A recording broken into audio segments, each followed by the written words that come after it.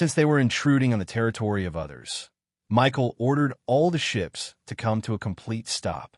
However, he also made sure to tell all personnel to be combat ready, just in case something unexpected happened.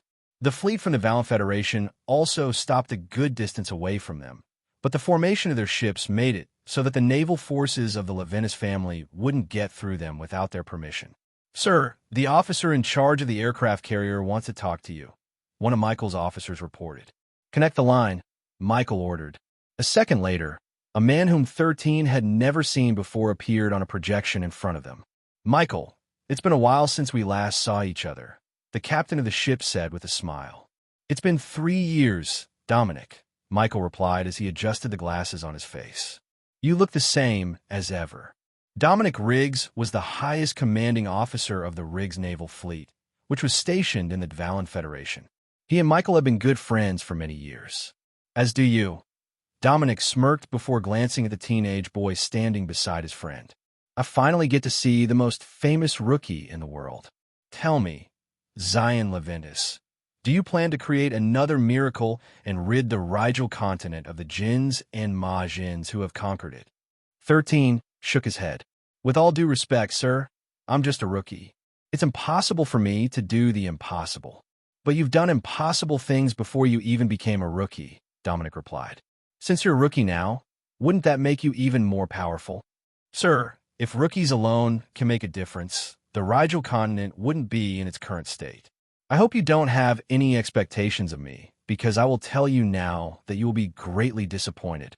"You shouldn't say things like that, Zion," Dominic stated with a solemn look on his face. "You are no ordinary wanderer, and everyone knows it, especially after the world has come to learn about your adventures. News of your arrival has already spread in the Valen Foundation, giving people hope that you might be able to create a miracle to reclaim our lands. Although it is too much of me to ask you, I hope that you won't say anything to destroy that hope by choosing your words wisely. Even if you can't do it, just smile and say that you'll just go and take a look to see if there's something you can do about it. By the way, some of the wanderers you saved in the Valbera Archipelago, the Desolate Mountain, and the Arcadia Archipelago are from the Valen Federation. They're also looking forward to meeting you again." This time, 13 nodded and didn't say anything. If his existence could somehow give the cannon fodders hope, then he would not say anything to break it. The Desolate Mountain that Dominic spoke of was the place where Mikhail appeared when he was sent to Solterra for the first time. There were over 2,000 wanderers sent to that place, and all of them were endlessly dealing with rank 1 monster swarms until 13 appeared to help them clear their mission. The Desolate Mountain's difficulty paled in comparison to the Valbera Archipelago and the Arcadia Archipelago. However, it didn't change the fact that it was still an extremely dangerous mission, for it was a battle of attrition between the wanderers and the monsters whose number surpassed theirs 1,000 to 1. It was one of the legendary feats under 13's belt, and only those who experienced it firsthand were able to share it with the world. Dominic then raised his hand to salute 13. "Please, allow us to escort you to the Valen Federation," Dominic stated. 13 saluted back. "Thank you, sir. We are in your care." After exchanging pleasantries, the wall of ships of the Riggs family parted, allowing Michael's forces to advance. They rearranged the formation of their fleet so that the 2 aircraft carriers moved close to each other. An hour later, an old man jumped from the Riggs aircraft carrier, casually landing on the Leventis aircraft carrier. "Brat, get your sorry ass over here now," Benedict Riggs shouted. "I'm here to talk." Since the ships were moving at high speeds, the gusts of wind blowing across the deck were enough to send anyone flying. But Benedict stood as if he was just enjoying a passing breeze while waiting for Zion to appear. "Sir Benedict, please come inside," Michael said through the ship's speakers. "Zion might get blown away if he steps onto the deck right now because of the strong winds." Benedict frowned, but in the end, he still left the deck in order to meet the boy whom he had seen at the Remington clan's party several years ago. A few minutes later, the old man and the teenage boy sat in the command room, facing each other. Behind 13 were his 6 captains, and seated by his side was Michael.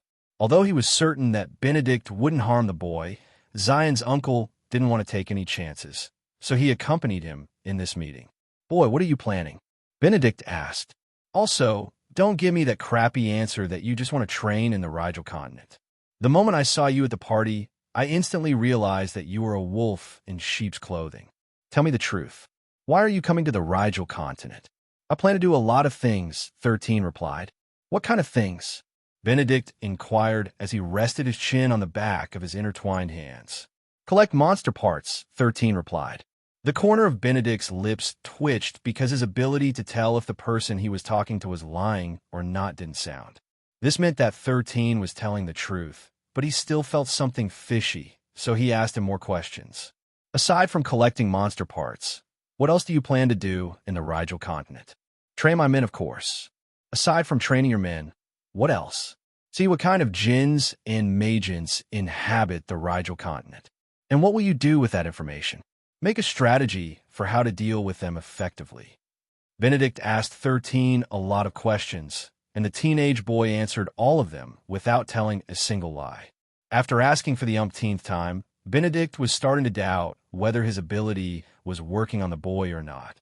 "Tell a lie," Benedict ordered. "I'm more awesome than you'll ever be," 13 replied in a heartbeat. The corner of Benedict's lips twitched once again because his skill didn't activate. This meant that the boy in front of him really thought that he was more awesome than him, which gave Benedict a very strong urge to slap the boy silly. "Boy, will your expedition in the Rigel continent benefit the people of the Dvalin Federation?" Benedict inquired. "Absolutely," 13 answered. "In what way?" "In many ways. Are you messing with me?" "No." Benedict glanced at Michael with a fed-up expression. "Tell me a lie," Benedict stated. "You're more handsome than me," Michael replied. Finally, Benedict's ability activated, but he wasn't the least bit happy about it. He felt as if he was being insulted by the uncle and nephew pair, who were both laughing at him in their hearts. Benedict's purpose for talking to Zion was to ask the questions that the higher UPS of the Dvalin Federation wanted to know the answer to. However, 13 was like a slippery eel, only answering him with half-truths. "Fine," Benedict sighed. "No matter what you plan to do, I'll find out about it eventually." "Do you know why?" "I'm guessing that Sir Benedict is going to accompany me to the Rigel continent," 13 said. "That's right." Benedict didn't deny and directly admitted that he was tasked to monitor whatever 13 was going to do on the Rigel continent. "So if you do anything fishy, I'll give you a good spanking." 13 didn't reply, but he was laughing internally. He already expected that the Dvalin Federation would do something like this to monitor his movements, and he was fine with that. It didn't matter if Benedict or several others joined him in his journey. Actually, having a champion as a chaperone wasn't a bad thing. Not only would he get a strong bodyguard, but it would also allow him to form connections with one of the high-ranking members of the Riggs family, who had a deep history with his grandpa and grandma. Benedict observed the teenage boy with a critical gaze, but the more he looked at him, the more he felt that the boy was up to no good. But, for the time being, he gave him the benefit of the doubt as he stayed on the ship until Michael's fleet finally arrived in the Dvalin Federation after a week of travel in the sea. "So this is Dvalin Federation's headquarters," Christopher muttered. "One of the places in the world that no ordinary people can casually visit. Who would even want to visit this place?" Colbert looked at his friend like he had heard something weird. "This artificial island isn't meant to be a tourist attraction. It's a place where they train everyone who wishes to reclaim the Rigel continent, blindly hoping that a powerful wanderer would emerge among them." "Are you talking about creating another throne or monarch?" Pietro asked. Colbert shook his head. "No, they're hoping that someone like the young master will appear. If monarchs and thrones were enough to reclaim the Rigel continent, we would have reclaimed it long ago.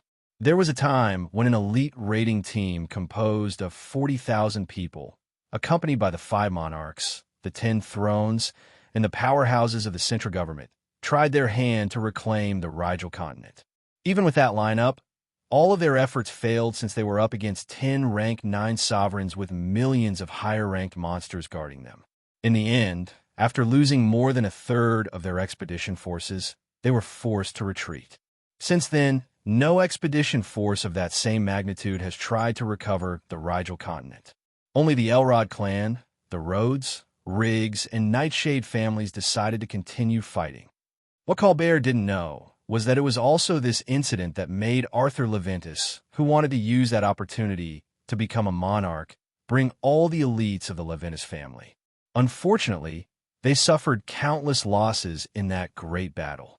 It was also then that Lady Callista contracted the poison that plagued her body. The poison not only made her rank degrade, but it also nearly ended her life as the poison seeped into all of her bone and muscle tissues. We will restock here for 3 days before we head to the Rigel continent, Michael said as he fixed the glasses on his face. I've received word that a party will be held for your arrival tomorrow night, Zion. Make sure to behave yourself. Uncle, why do all of you tell me to behave myself? 13 blinked innocently. I'm very well behaved, you know. Michael didn't answer as he fixed his glasses for the umpteenth time. He had known his nephew long enough to know that behaving was something that didn't exist in Zion's dictionary. I advise you to tell your soldiers to remain on the ship and not wander around, Benedict, who was standing beside 13, stated. We don't get guests very often, so there's a possibility that some of our brats will get excited and try to mess with your people. 13 nodded because he agreed with the old man's advice. The 6 of you, make sure to pass my orders to everyone, 13 said as he glanced at his 6 officers, who managed their own platoons. Tell them to not leave the ship and to not wander around Valen unless I order them to do so. Do I make myself clear? Sir, yes, sir. The 6 captains called out to their subordinates and passed 13's message to them. Tonight, the 2 of you will be invited to have dinners with the patriarchs of the prestigious families, Benedict stated. The number 2 of the Elrod clan will also be there. How about the number 1? 13 inquired. He will meet you tomorrow. Benedict smirked. I want to see if you can remain composed after you see him. I doubt he'll be as ugly as Arundel, 13 replied. I guess I'll take your word to heart, uncle, and see if I won't be able to stay composed after seeing Wendell Elrod, the monarch who governs the Elrod clan.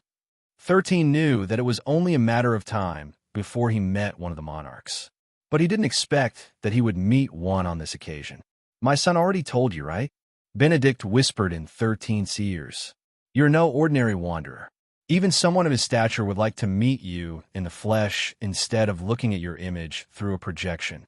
After saying those words, Benedict bid goodbye and went to inform the other patriarchs about the answers he got from interrogating 13. He had used a recording artifact, which saved him the trouble of narrating his conversation with the boy word per word. A few hours later, just before sunset, Michael and Zion left the aircraft carrier to have dinner with the patriarchs of the prestigious families. Colbert, who was inside his room, sat on his bed while holding a crystal orb in his hand. Suddenly, the orb glowed faintly, which made Colbert slowly put it on top of the bed. A flash of light shot out from the crystal orb and revealed a projection on the screen. A handsome man with long blue hair looked at Colbert with a smile. Congratulations, Colbert Riggs, the man stated. You have been chosen to contribute to the Dvalin Federation. As long as you provide us with important information, I am willing to reward you generously. Thank you, sir. Colbert bowed respectfully to the man, who was the strongest wanderer in the Dvalin Federation. I am happy to be of service to you and the Dvalin Federation. Good. The blue-haired man nodded. I'm sure that the Riggs family will be very happy to see you contributing to their greater good. Wendell Elrod, one of the monarchs hailed as one of the 6 strongest people in the world, smiled faintly. It doesn't matter what kind of information it is, Wendell stated. It could be as trivial as what he ate for breakfast, lunch, or dinner. Make sure to report anything that you find interesting, not leaving a stone left unturned. Do this, and your efforts will be recognized and rewarded without fail.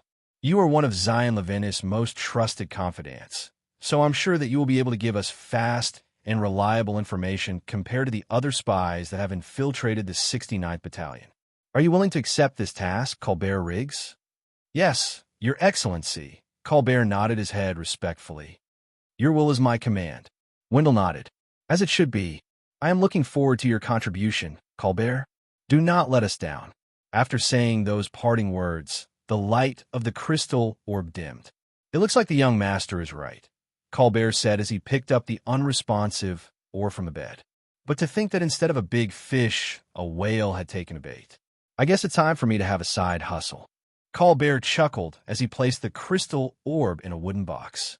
13 had asked him to become a double agent because the teenage boy already had a plan in mind. He didn't mind if his left-hand man took on a side hustle in order to gain benefits. In fact, he even asked Colbert to squeeze them dry.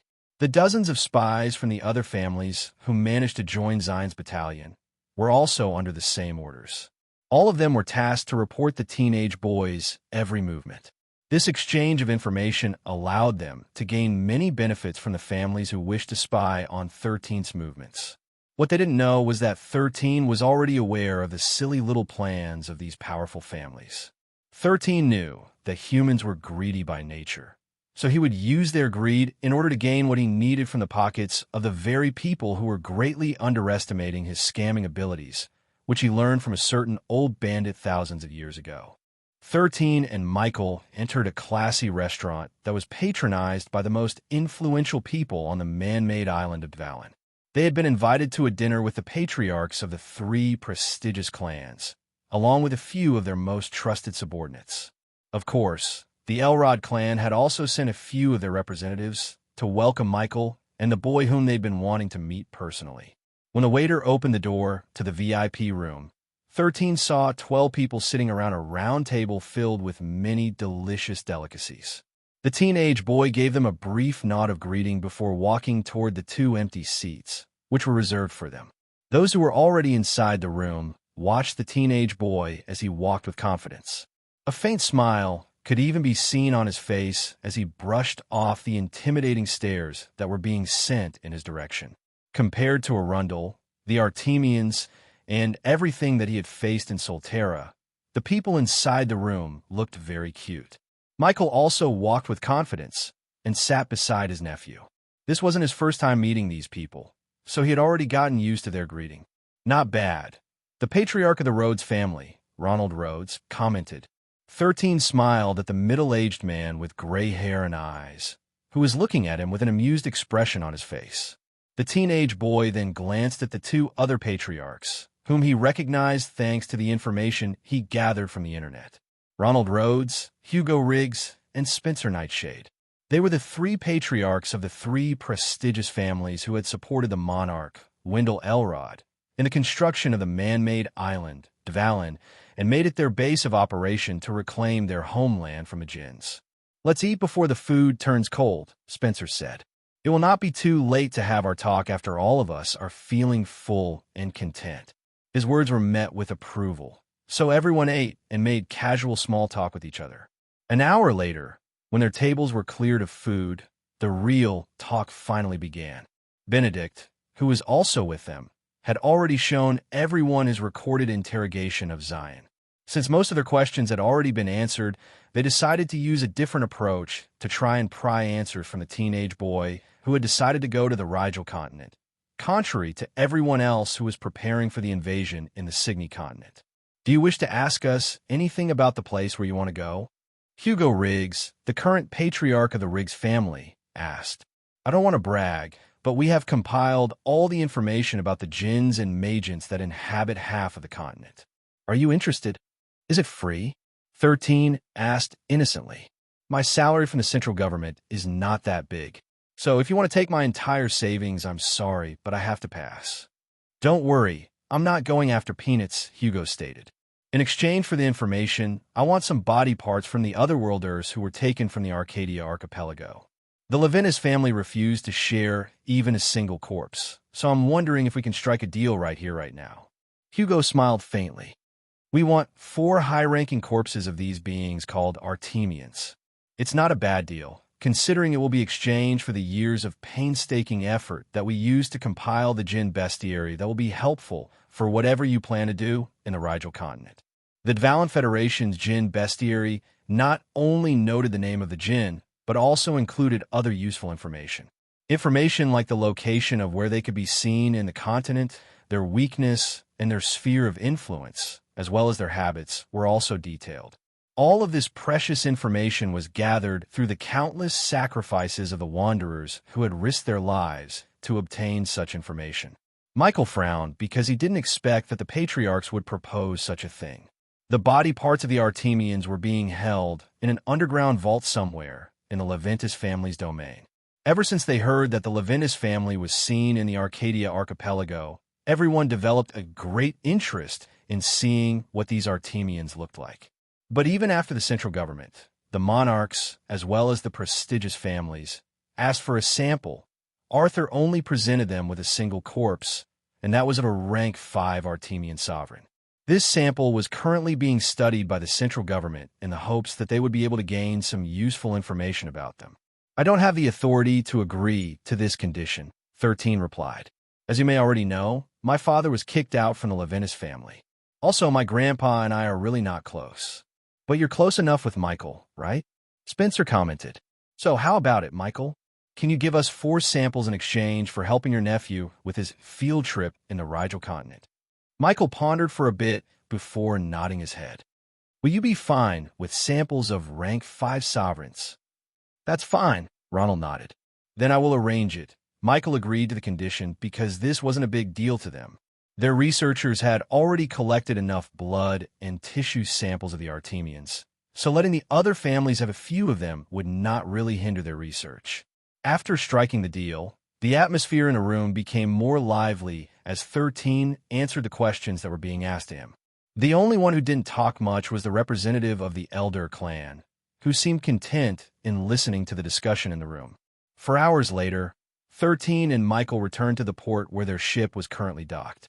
In his hand was a data chip that contained information about the monsters in the Rigel continent, which would help his subordinates greatly in their upcoming mission on the Jinn-infested continent. 13 walked on the aircraft carrier's hallway while looking at the data chip in his hand.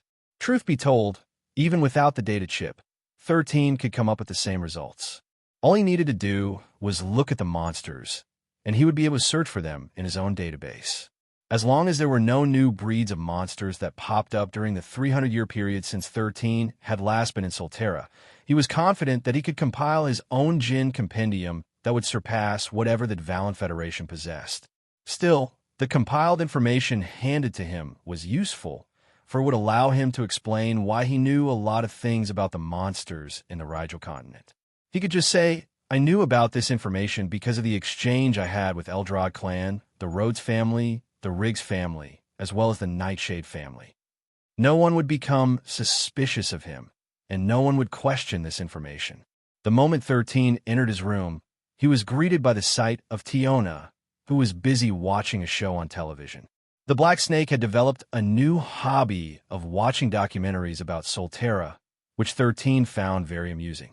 2 more days, and we will finally set sail to the Rigel continent, 13 thought, as Tiona coiled around his neck and demanded his attention.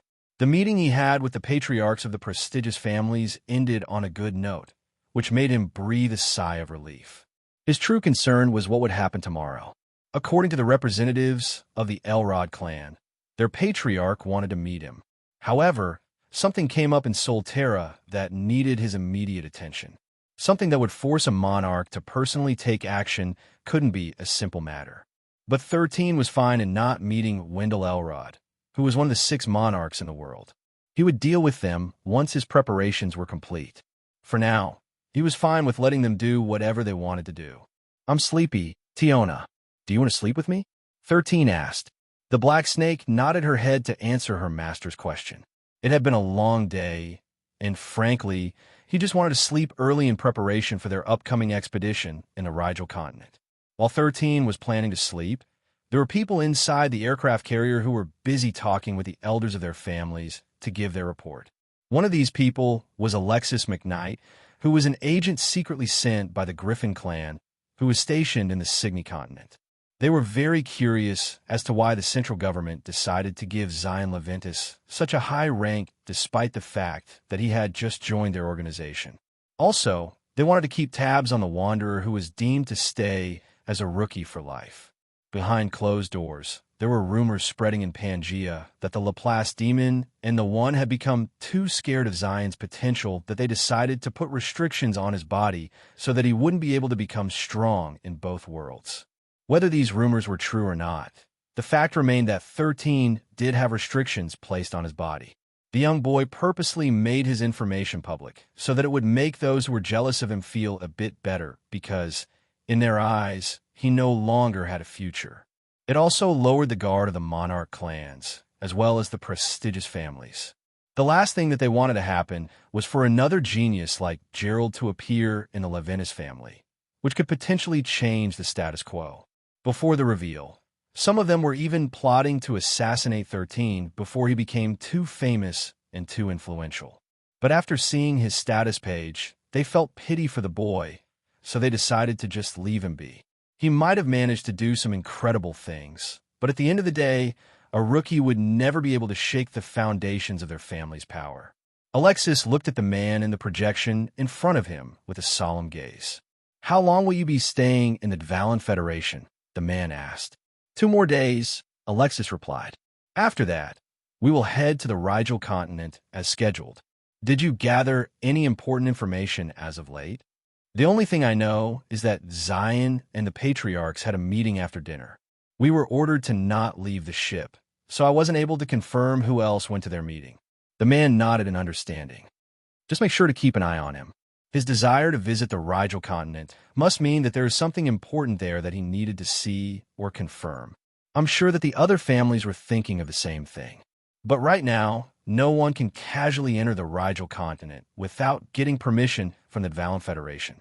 Those people are still unable to move on and still stuck in their dream of regaining their homeland," the man commented with a wry smile on his face. "But who am I to judge when my own continent is about to face the same fate as them?" Alexis looked calmly at the man in front of him, who lorded over the Rigel continent for the past 300 years. "Don't forget your mission, Alexis," the patriarch of the Griffin clan, Ray Griffin, said. "Don't let me down." "Yes, Your Excellency," Alexis replied. "You can count on me." Ray nodded before cutting off the connection. "I don't understand why everyone is so concerned about Zion Leventis," Alexis mulled as he thought about his battalion commander. Sure, he might have done a lot of amazing things in the past, but that is all in the past. He won't be making any waves again. Alexis was one of those people who believed that Zion Leventis no longer had a future. If for some reason, many people still wanted to know whatever he was doing. Perhaps everyone just wanted to hear more miraculous stories, given the desperate situation that the world was facing. During these times, everyone was looking for a hero. This was why the central government had created their own hero unit, which was also making waves in both Solterra and Pangea. "Whatever. As long as I'm getting paid, I don't have to worry about the specifics," Alexis thought as he laid down on his bed to finally get some sleep. He decided that he would know whether the teenage boy was the real deal or not after arriving at the Rigel continent, which would become their battalion's first opportunity to face a future that they were trying so hard to prevent from happening again. Since he no longer needed to meet the monarch of the Elrod clan, 13's stay in the Dvalin Federation only lasted for 2 days. After that, they resumed their journey towards the Rigel continent. However, this time, they were no longer alone. The 3 prestigious families, as well as the second in command of the Elrod clan, sent a few of their people to accompany 13 on his trip in the Rigel continent. Aside from the Leventis family's naval fleet, 4 other warships joined them. These 4 warships belonged to the Elrod clan, Rhodes family, Riggs family, and the Nightshade family. The Dvalin Federation had secured a small base of operation at the very edge of the Rigel continent. This is where they launched their raiding operations, hunting down lower-ranked djinns and magents near their area. The truly powerful monsters usually stayed at the center of the continent, with some of them wandering randomly from place to place as if patrolling their territory. They were also aware that the Wanderers had set up a small camp along the northern edges of the continent, but they allowed them to do as they pleased. The high-ranking djinns and magents were not afraid of the humans' regular raiding operations within their domain. After all, these wanderers also served as a tasty snack, which they wanted to enjoy from time to time. That was why the djinns and magents tolerated them, and didn't make any move to wipe out their headquarters from the face of the land. "We're almost there," the captain of the ship declared, making Michael and 13 look at the island in the distance. Michael's hand trembled for a brief moment before it regained its calmness. After seeing the Rigel continent once more, he remembered the fateful battle that happened in the past. The Leventis family had suffered great losses during that expedition. Since then, Arthur never visited the Rigel continent because there were only painful memories waiting for him in that place. Michael was one of the wanderers who had participated in that expedition several years ago. All of them believed that if humanity worked together towards a single goal, they would be able to overcome the challenges presented to them. Unfortunately, even after doing their best, they failed to exterminate their enemies. They were even lucky that they were able to return back alive, with their retainers doing their best to hold the line, allowing them to escape. Even to this day, the Leventis family still supported the families of their elite retainers who had died in that battle. Their education, expenses, as well as other miscellaneous stuff was covered by their family. It was their way of atoning for the lives that they had lost in a battle that was bound to fail from the start. "Zion, promise me something," Michael said as he kept his gaze on the island that was getting bigger with each passing second. "You will not attempt to go past the danger zone that has been outlined by the Dvalin Federation." 13 hummed. "Is that a yes or a no?" Michael asked. You little brat." Michael sighed because his nephew was being vague with his answer. He had promised his father that he would take care of Zion and promised him that he would bring his nephew back alive no matter the cost. However, the teenage boy seemed unwilling to cooperate, which was giving Michael a headache. An hour later, the ships finally docked at the port that was meant for the Dvalin Federation. They were still 2 miles away from the island, but this was the closest they could get without endangering themselves by triggering a sudden raid by the jinns who inhabit the continent. In order to arrive at their destination, all of them would need to enter a portal in the military port, which was connected to the island. This portal was a one-way portal, which meant that they could use it to get into the island, but they were unable to use it to get back to their ships. This was a safety measure that the Dvalin Federation had made to prevent monsters from using their portal to destroy the place where their ships were docked.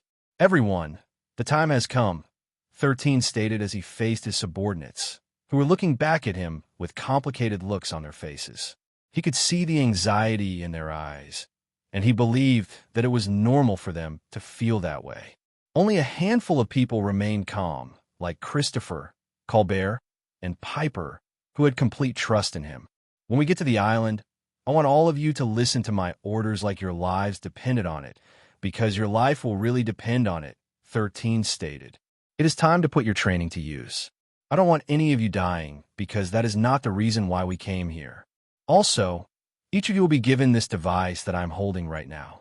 This is called Monster Dex.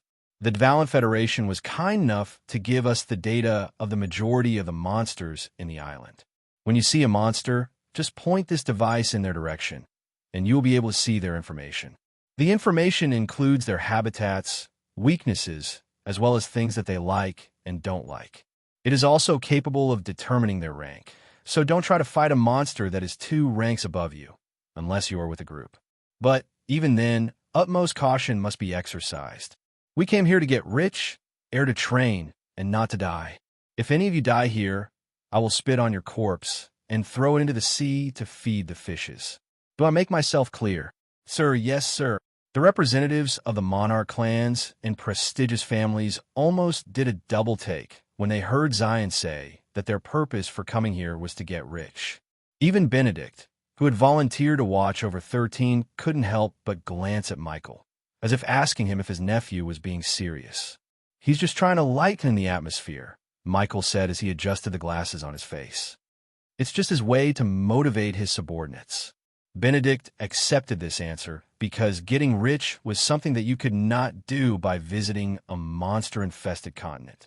If doing that could make them rich, then the Dvalin Federation would have been very rich long ago. "Green Lanterns, move out," 13 ordered. As soon as he gave the order, his subordinates climbed into their respective vehicles. Each squad, which was composed of 5 people, rode in a vehicle similar to a Humvee, which they would use to travel in the Rigel continent.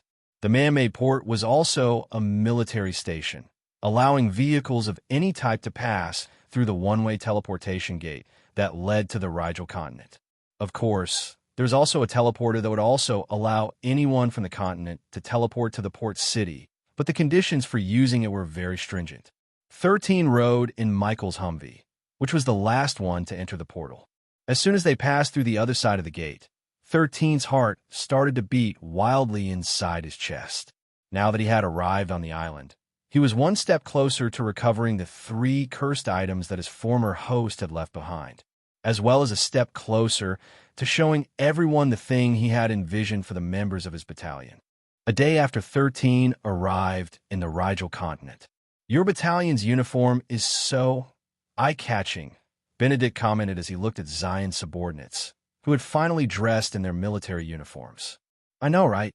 13 said proudly, as if he was the one that raised these wanderers since they were just babies. Even the other representatives of the influential families couldn't look at them for a very long time, because the light green color was blinding to their eyes. The wanderers from the Dvalin Federation, who were also stationed in the military base, couldn't help but look at the Green Lanterns weirdly.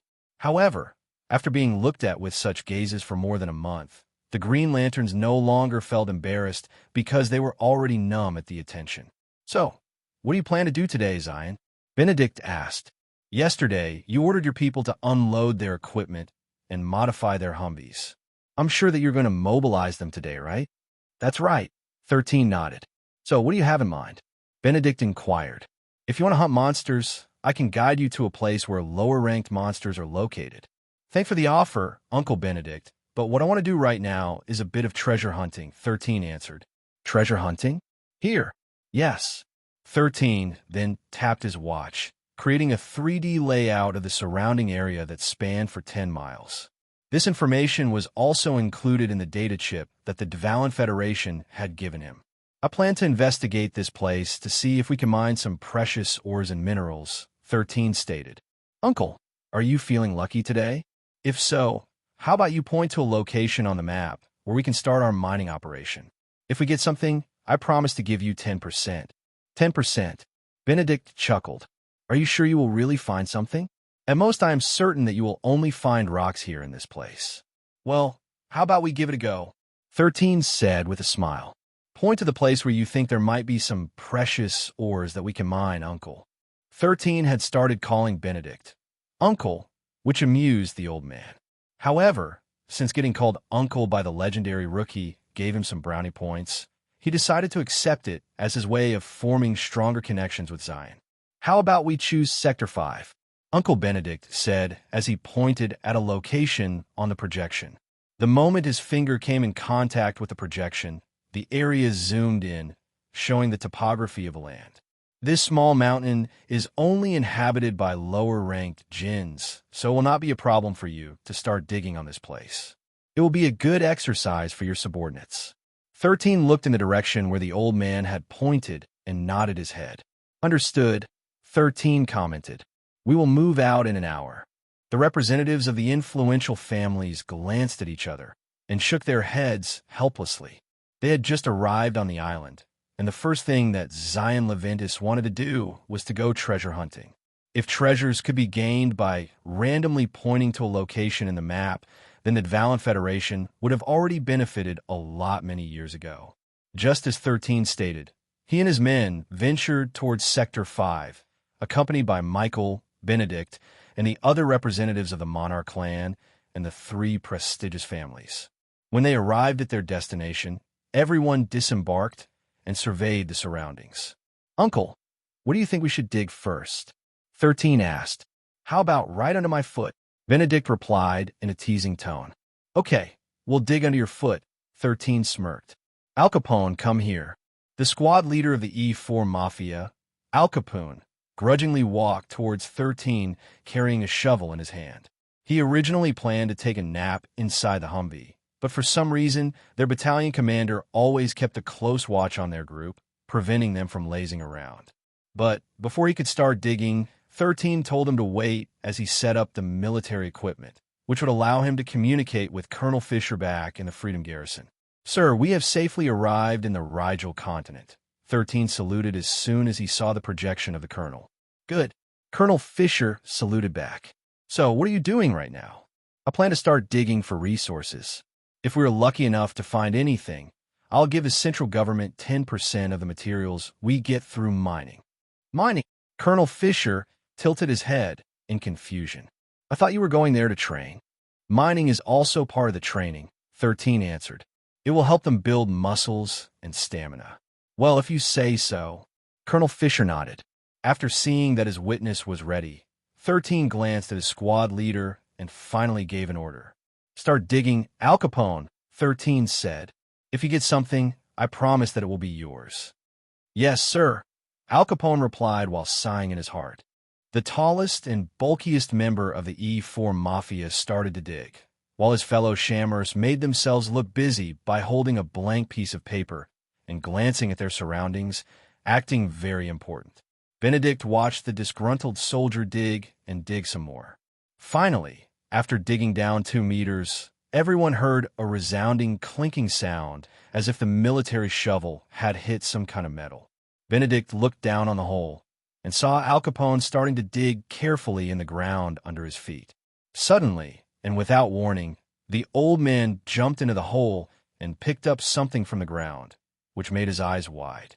In his hand was a green crystal which was emanating a faint light at its center. Imperium, Benedict said hoarsely. It is really Imperium. Imperium was a precious, or that was very important to the military, because it had many uses. It could be used as a power source for vehicles, similar to how nuclear reactors were used. The good thing about it was that it could also be used to power up weapons like cannons and special armaments that used energy-based attacks. Colonel Fisher, who saw the Imperium, stood up from his chair and looked at it with bloodshot eyes. He never expected that Zion's subordinates would really discover something precious just by digging randomly in the ground. Sir, I believe that Imperium is mine, Al Capone said timidly, because it was something that Zion had promised to him. Since he was the one who found it, it was something that rightfully belonged to him.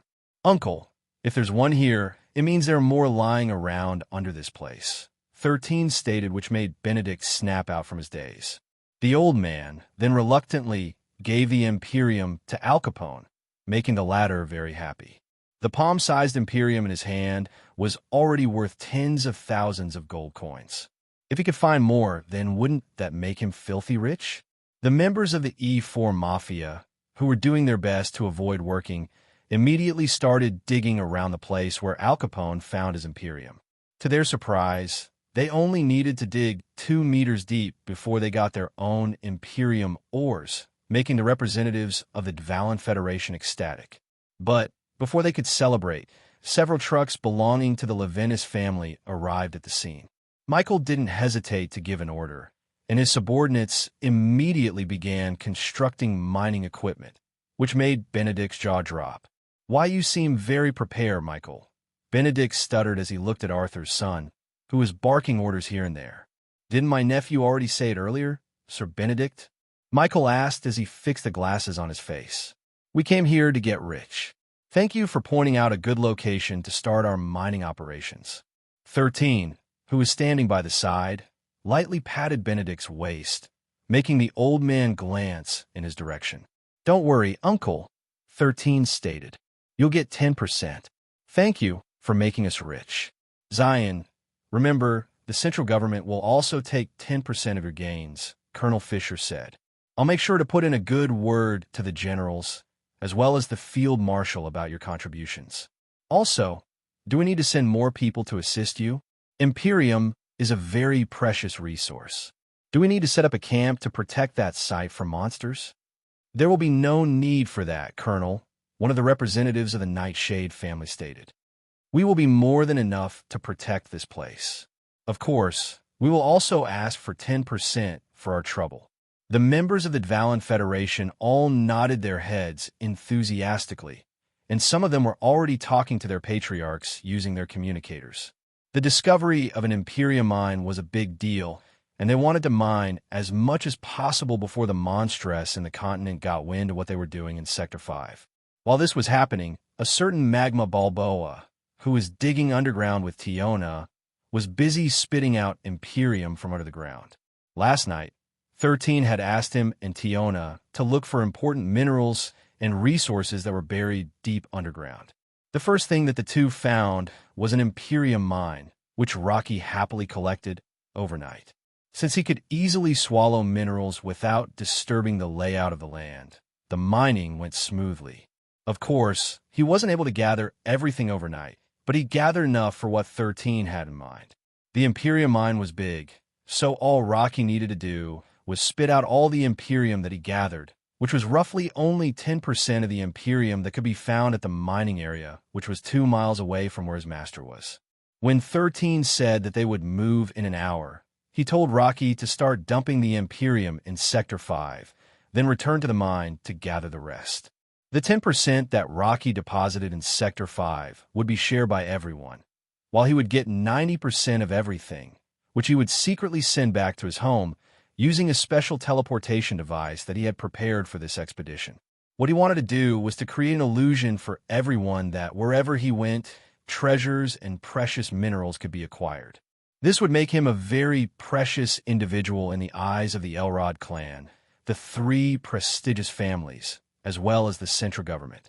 As long as he was able to execute his plans properly, he would become the super VIP guest of the Dvalin Federation, forming a solid connection with them, which he planned to use in the not-so-distant future. He discovered an Imperium deposit. The monarch of the Griffin clan, Douglas Griffin, asked Alexis, who was communicating with him through voice message. "Yes, Your Excellency," Alexis replied. It was technically Benedict Riggs who chose where to mine, but the one who took the initiative to look for precious resources was Zion. The Dvalin Federation and the Leventis family have already struck a deal. The latter will give 20% of the mined Imperium to the Federation in exchange for adding security to the mining area.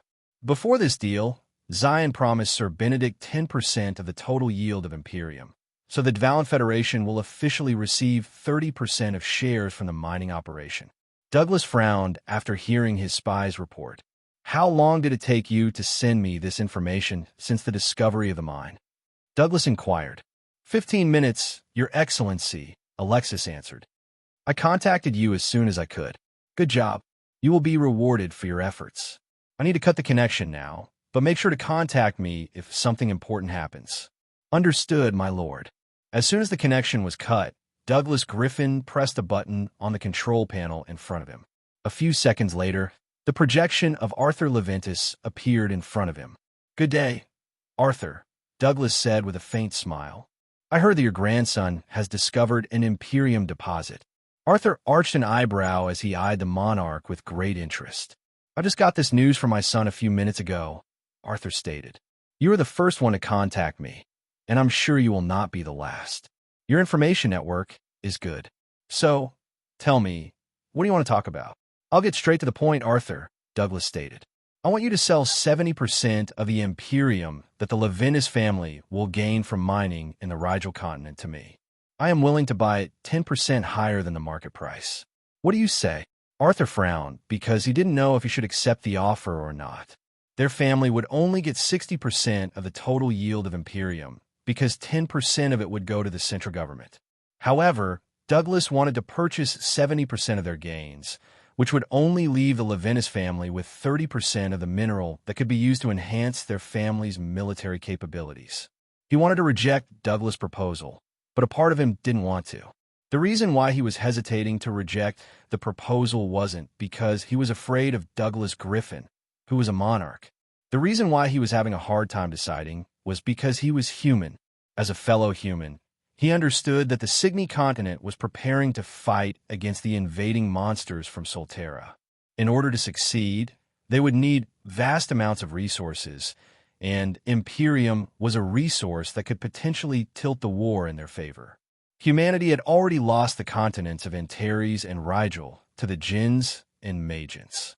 If they lost Cygni as well, only the Sirius continent and the Aldebaran continent would be left.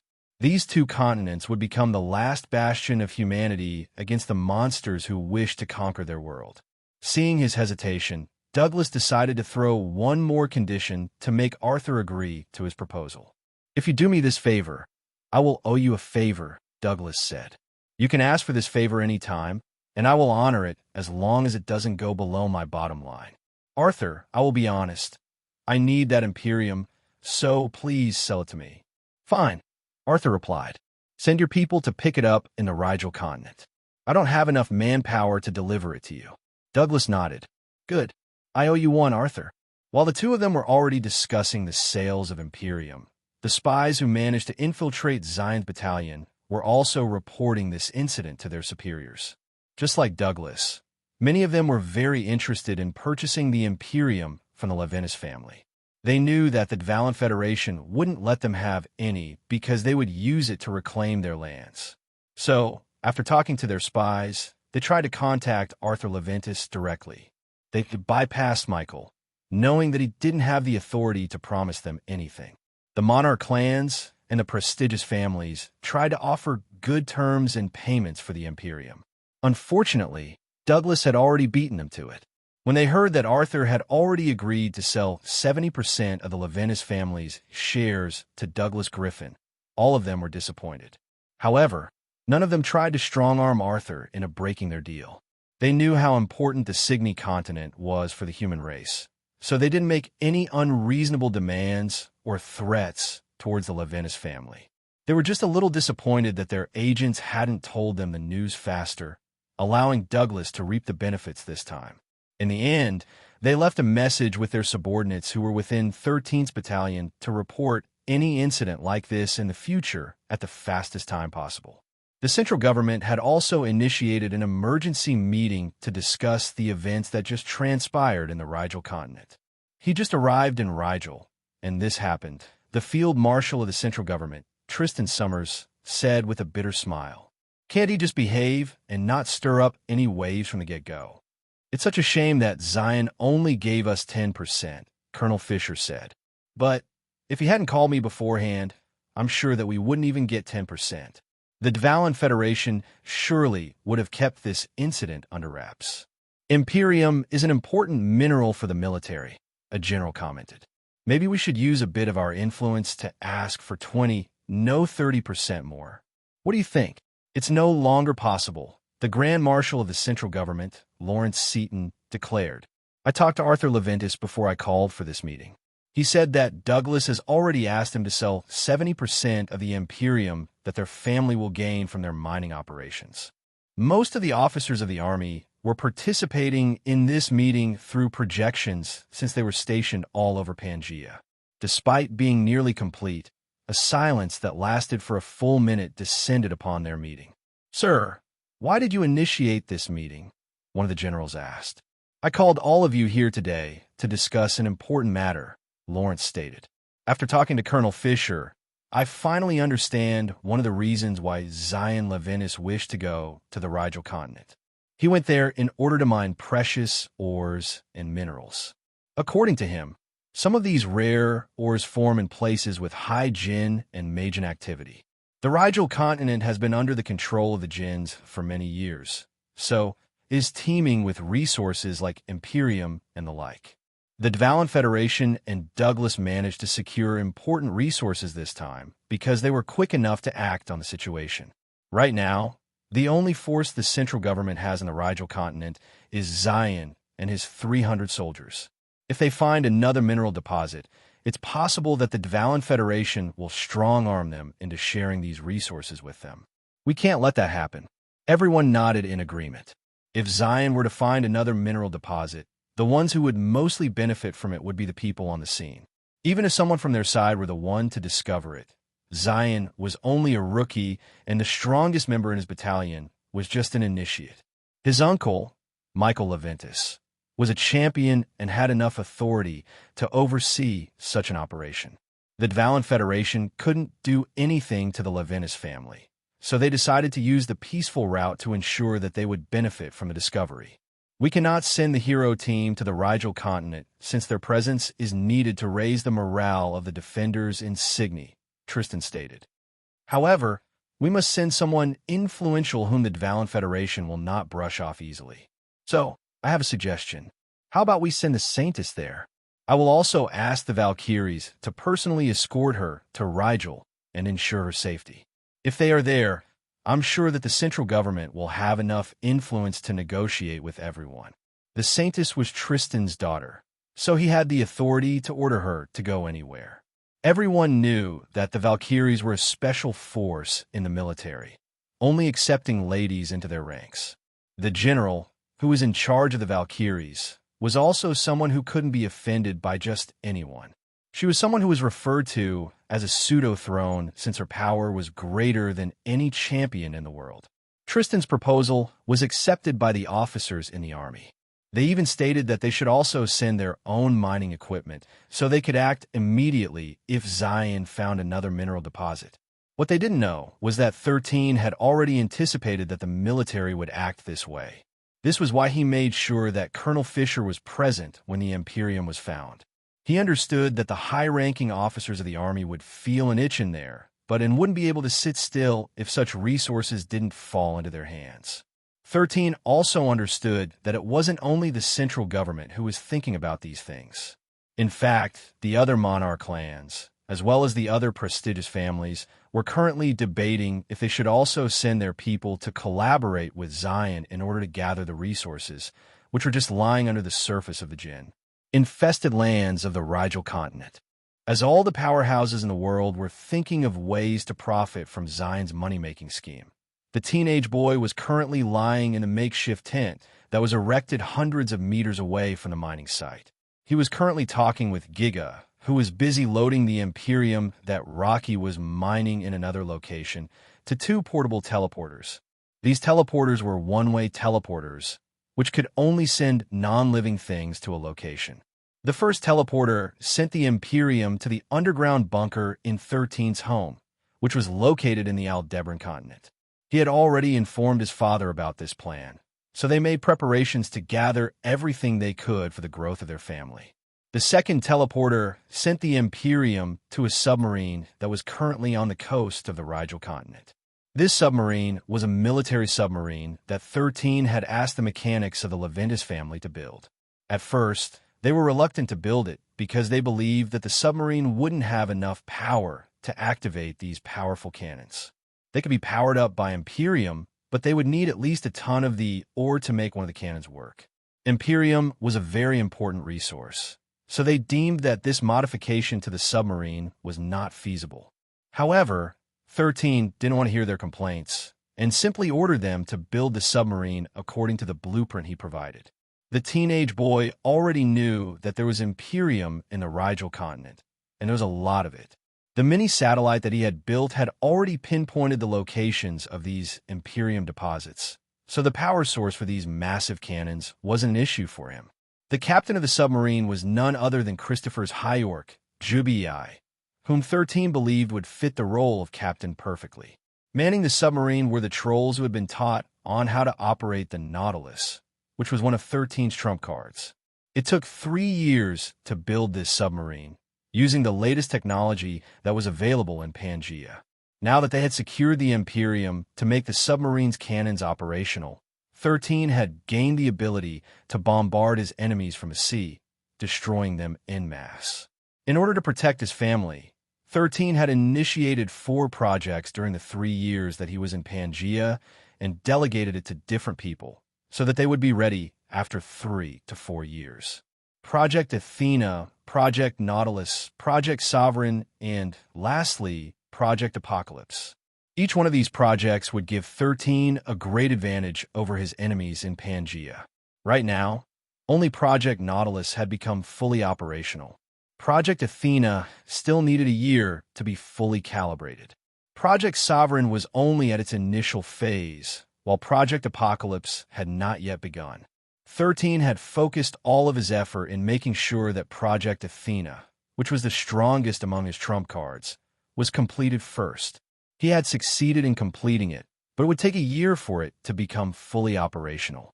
Fortunately, Project Nautilus was now fully operational, and it was all thanks to the Imperium, which Rocky was devouring nonstop inside his mobile fortress. Giga stared at the small hill of Imperium or inside. However, since this was an important matter, he, alongside O1 and O2, were busy loading the precious ores into the teleporters, which were sending them to the Nautilus and 13's home respectively. It will take Rocky at least 2 weeks to finish collecting the Imperium in Sector 7, 13 thought. I guess we need to avoid that place for a while in order to prevent Rocky from getting discovered. 13 then looked at the map in the projection in front of him and frowned. The next place to mine something nice is in Sector 12, 13 mused. But it is right next to the battleground of the Dvalin Federation and the Jinns in Sector 11. I guess I need to take that risk. Right now, he needed his army to gain experience fighting against Jinns and Magians. This was one of the reasons why he took them to the Rigel continent, in order to prepare them for the full invasion of the Signy continent, which would happen in 3 years. 3 days later, 13's forces left Sector 5 and headed straight to Sector 12. Along the way, they met several wanderers of the Dvalin Federation, who regularly hunted Jinns in the area and prevented them from advancing to their headquarters, which was located in Sector 1. 13 and his soldiers participated in one of these battles because they were only up against over 1,000 Rank 1 and Rank 2 wild dogs. The majority of his members were adepts and apostles, but they had already experienced enough battles in Solterra, which allowed them to handle the wild dog horde that discovered them during their travels. The adults watched from a distance with their arms crossed over their chests. They could easily deal with these monsters if they wanted to, but knowing that 13 was letting his troops gain experience, none of them interfered. The only thing they did was take note of the individuals who stood out in the battle. After a battle that lasted for more than an hour, the soldiers started to gather the cores of the monsters that they had defeated. Although they were only Rank 1 and Rank 2 cores, they were still resources, so they decided to gather them all. Those who suffered injuries were taken care of by their squad mates using the training they received to deal with injuries on the battlefield. Each one of the Green Lanterns was now a bona fide medic, which was a good thing in 13's book. All of the soldiers had gained items during the battle. Several of them even gained wild dog avatars, which 13 thought would be useful for scouting missions. But no matter how useful these wild dogs were, they paled in comparison to the 2 Pocopocos that had accompanied 13 on his travels. I miss Visago and Poca, 13 thought. If they were here, they would definitely be a big help to my military operations. The 2 Pocopocos had returned to their homeland, but they promised that they would meet 13 again once he returned to Solterra. Because of how long 13 had been in Solterra, he was spared from being sent back to Solterra until he was 16 years old. That gave him enough time to finish his projects, which would give him some peace of mind once he returned to Solterra. Project Athena and Project Nautilus were projects geared for when 13 was in Pangea. Project Sovereign and Project Apocalypse were the 2 projects that would give him an edge in Solterra. These 4 projects together would allow him to overcome his current weaknesses of not being able to rise in the ranks, use skills, gather items, and gain avatars. One step at a time. 13 smiled as he listened to Giga's complaint in his mind. The Blaze Skunk wanted to fight monsters instead of staying inside Rocky's mobile fortress to carry Imperium all day long. 3 years had passed since the great battle in the Arcadian archipelago, and Giga had just become a Rank 6 sovereign. Blackie and Hercules had also become Rank 6 sovereigns, while Rocky was just a step from becoming a Rank 7 sovereign. O1 and O2 were Rank 5 sovereigns, and were unable to become Rank 6 at this point in time. 13 wanted the 2 of them to mutate into the strongest type of ogre before they became Rank 6 monsters. Doing so would give them a drastic boost in strength, and they would become one of the deadliest fighters in 13's monster army. While 13 was thinking about these things, a certain black snake popped up from the ground and crawled up the teenage boy's body. "Welcome back, Tiona," 13 said as he patted the head of the black snake, who happily enjoyed her master's attention. Tiona had accompanied Rocky to look for the mineral deposits because of her treasure hunting abilities. Now that the Magma Balboa was busy mining the Imperium ores in Sector 7, Tiona deemed that there was no need for her to stay and return to her master's side. After getting praised and patted by her master, Tiona spat out a small piece of metal before coiling her body on 13's chest in order to rest. She had been scouting Sector 12 before she returned to her master. It didn't take long for her to find the next mineral deposit that 13 would be mining soon. A chuckle escaped the teenage boy's lips as he picked up the metal that Tiona had delivered to him. Although the blackish metal wasn't as precious as Imperium, it was still an important find because it would once again allow him to earn money without having to lift a single finger. All part of the plan. 13 smirked before closing his eyes to rest. He was waiting for all the actors to arrive at the Rigel continent before he went to look for the cursed items that his former host had hidden. I'm Specialist Al Capone Serrano, one of the squad captains of the 69th Battalion. I always make sure to add the title of Specialist in front of my name to make people understand that I was someone very important. Just like the people who were in the same field as me, plausible deniability is our best friend. So, what does plausible deniability mean? The answer to that depends on who is asking. But to explain it in the simplest terms, when you see your bro doing something against military rules, which could potentially cause problems if brought out in the open, the thing we do is pretend it never happened. Why? Because if they weren't caught, then it didn't happen. As a specialist, we wouldn't do our bros dirty. After all, we knew that if we were all suddenly thrown into the battlefield, it was our bros who would always have our backs. Whenever they ask me what my specialization was, I just tell them that I am the person who gets the job done with as minimal effort as possible. This alone made the ladies look at me favorably. Well, I couldn't help it. I'm tall, charismatic, and incredibly handsome. But right now, I found myself questioning why a specialist like me was currently running away from a rank 4 night wolf that suddenly popped out of nowhere while I was doing my scouting mission. And to make matters worse, the F***er wasn't alone. Nah, he brought his friends with him, and at that moment, I knew that I F***ed up. Even with the rank of an initiate, I knew that engaging with these monsters would be similar to having a delicious dinner in a 5-star restaurant. But there was one problem. I was the dinner. You F***ers, get away from me. I roared in anger as I started shooting the bastards with my assault rifle. I was regretting my decision to volunteer for this mission, which was something a specialist should never do. As part of the Mafia, it was beneath us to volunteer for anything, unless we were voluntold. However, our battalion commander told me that if I agreed to take on this mission, he would help me have dinner with that hot chick from the Riggs family. Brothers and sisters, I would greatly appreciate it if none of you judge me. I mean, if your superior officer promised to help you eat some cake, would you refuse it? Hell no. You would nod your head and accept that invitation. While the other soldiers like to stuff themselves with donuts, we specialists would rather stuff our faces with cake. What? Am I not afraid of getting type 2 diabetes? Ha ha ha. What a silly question. I drink energy drinks every day. The military lives off of caffeine and nicotine. If you were a man, you man up and eat that cake with grace. No one liked that guy who was invited to a birthday party but refused to eat cake. I mean, come on, bro, you need to take one for the team. But right now, I wish I hadn't taken one for the team. Blinded by the promise of a dinner date, I went deeper behind enemy lines in order to impress our commander. Although I already saw the signs that there was plenty of Jinn activity in the area, I decided to take a leap of faith and push a little deeper. I had always been confident in my ability to escape, and if I were to fight a one-on-one battle, I was confident that I could win as long as the disparity in rank wasn't that high. Unfortunately, I seem to have forgotten that this continent was helplessly overtaken by Jinns and that we weren't just dealing with hundreds of monsters that were being spewed out by a dimensional gate.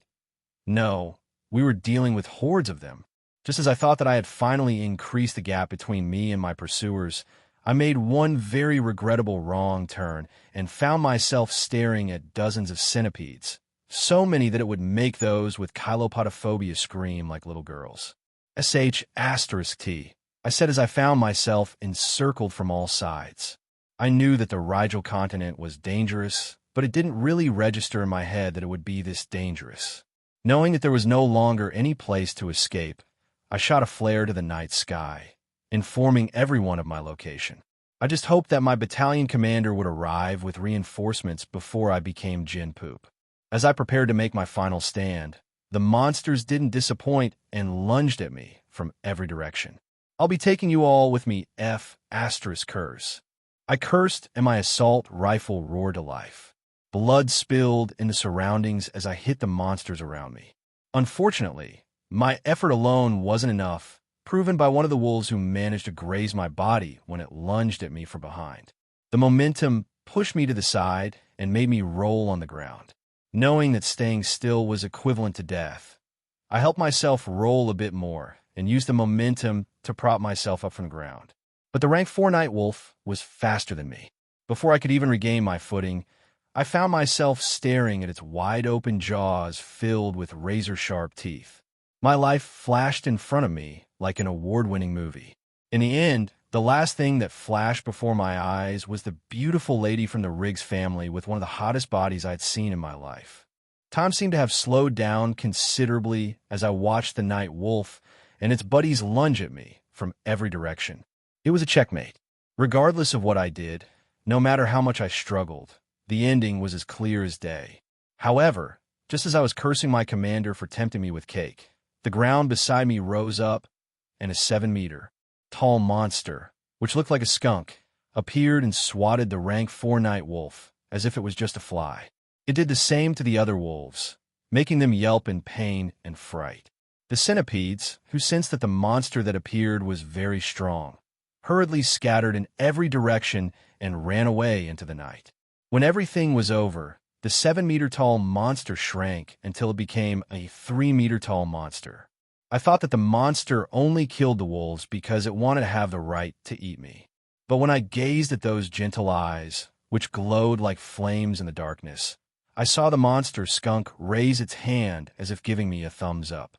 It was as if it was saying, "I got you, fam."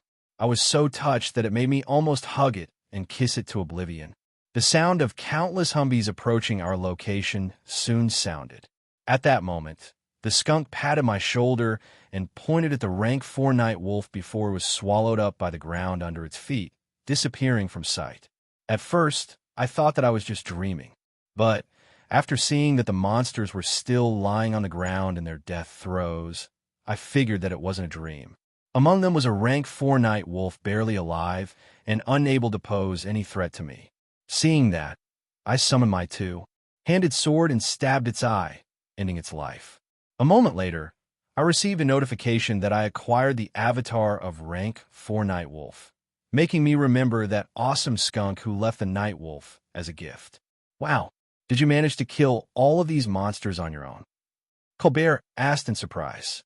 Of course, I replied with the most charismatic smile that I could muster. I'm a specialist after all. Since I believed that my brother skunk didn't want to be mentioned, I decided to take all the credit and called it a night. My comrades from the Mafia looked at me with admiration, and I just smiled and told them how I single-handedly dealt with the monsters on my own. Great work, Captain. I turned to look at my commander with a winning smile on my face. Mission accomplished, sir. I saluted, feeling all happy that I was able to live another day. But I made a mental note to not do anything too dangerous again in the future unless it was worth the danger. I was feeling very tired from this short adventure of mine and just wanted to hit the sack and get some shut-eye. For all that trouble, I made sure to never forget the cake Zion Leventis promised to help me get.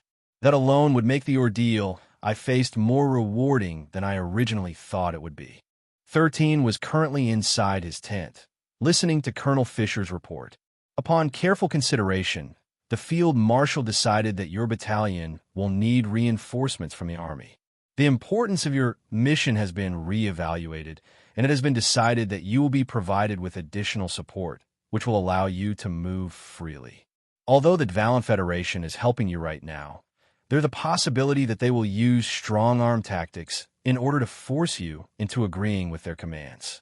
The central government will not allow such practice, so capable individuals who will ensure that you won't get bullied shall be sent to stay by your side. 13 chuckled internally, knowing that these reinforcements were being sent to him so that the central government would get a bigger slice of the pie from the mining operations that he was about to start in full. Sir, may I know who the field marshal is planning to send to the Rigel continent? 13 inquired. If he knew who his backups were, he would be able to strategize on how to make them work for him. We are sending the Saintis, as well as the Valkyrie unit, to assist you, Colonel Fisher replied. You're sending the Saintis and the Valkyries here? 13 was pleasantly surprised about this development. He thought that he would only be meeting the Saintis when he went to the Cygni continent in 3 years when the Jin invasion started in full. Yes, Colonel Fisher nodded. We don't want the Dvalin Federation to go on high alert and think that the central government is trying to take over their home turf. So, we decided to use a more peaceful means of collaboration. 13 nodded in understanding. This is a good move, sir. How long before they arrive on the Rigel continent? A month, Colonel Fisher replied. We will need to bring in heavy machineries that will help you with your mining operations. Although the Leventis family has brought their own units, it won't be a problem to have more, right? 13 understood the underlying meaning behind the colonel's words, so he smiled and said the words that his superior officer wanted to hear. The Rigel continent is a big place, sir, 13 replied. I'm sure that the central government will not be disappointed. Colonel Fisher chuckled, because the more he talked to Zion, the more he liked the teenage boy. Good. Colonel Fisher smiled. The central government will not forget your contribution, Commander. The two shared knowing smiles with each other before they ended their conversation. 13 then went out to the cave and looked at the mining equipment of the Leventis family, who had also started their mining operations in Sector 12. Right now, they were mining a metal called palladium, which was a metal used for different kinds of equipment, for example, fuel cells that could generate power. It was also used for automobiles and electronics, which were in high demand anywhere. Also, it was rarer than gold, making it a very expensive metal, which would let the Leventis family earn a lot. Of course, the Dvalin Federation also wanted a share, so 13 agreed to give them 20% in exchange for helping with the security of the mining area. After Al Capone's late-night adventure, 13 deemed that there would not be an issue when it came to protecting the mining area. After all, their battalion was capable enough to fight off the lower-ranked monster hordes near Sector 12. For now, I will delay going to the other mining areas until my reinforcements arrive, 13 thought. I've already found 2 important mining locations, so adding more in a short period of time will only bite me in the back. For now, I will shift their attention to the training of my troops. I need to make them battle-hardened soldiers in 2 years. 13 knew that once all hell broke loose in the Signy continent, the Dvalin Federation would also send a good chunk of their forces to repel the monsters that were about to conquer another continent. As someone who had lost their homes, they would do their best to prevent the monsters from getting their way, not wanting to let them make humanity lose another continent to their hands. The living area of the human race was getting smaller and smaller, and they couldn't afford to get pushed back even more by their enemies. If Signy were to fall, then this meant that the Sirius continent and the Aldebaran continent would be next. If they failed to win this war, the future of humanity would be dim. Christopher, call the other captains, 13 said to the chubby teenage boy who was patiently waiting outside of his tent. Yes, sir. Christopher saluted and left to execute 13's orders. A few minutes later, the teenage boy's 6 captains gathered inside his tent and awaited his orders. Tomorrow, tell the squad captains that we will assist the wanderers from the Dvalin Federation on their hunting expeditions, 13 stated. These people are already veterans, so I'm sure that our people will learn a lot from the experience. Do not forget to listen to their advice and make sure to keep calm at all times. If you can't keep yourselves calm, just do your best to not cause your members to suffer a panic attack.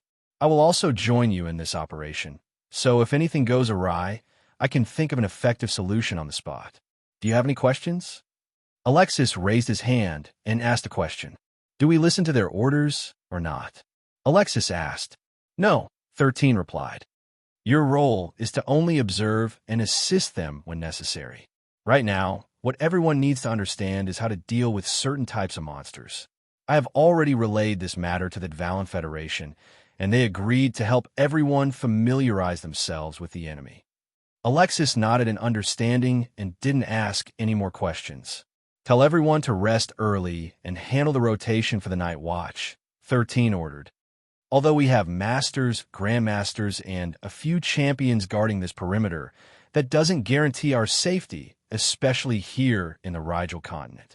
Half an hour later, the captains left 13's tent and relayed his orders to the squad captains. 3 years. 13 mulled as he closed his eyes. In 3 years, I will know whether this world has a future or not. The teenage boy believed that if humanity were to lose against the Jinn invasion in the Signy continent, then the entirety of the human race would be facing extinction unless someone or something gave the humans a fighting chance to preserve their race and the limited freedom they had that was on borrowed time.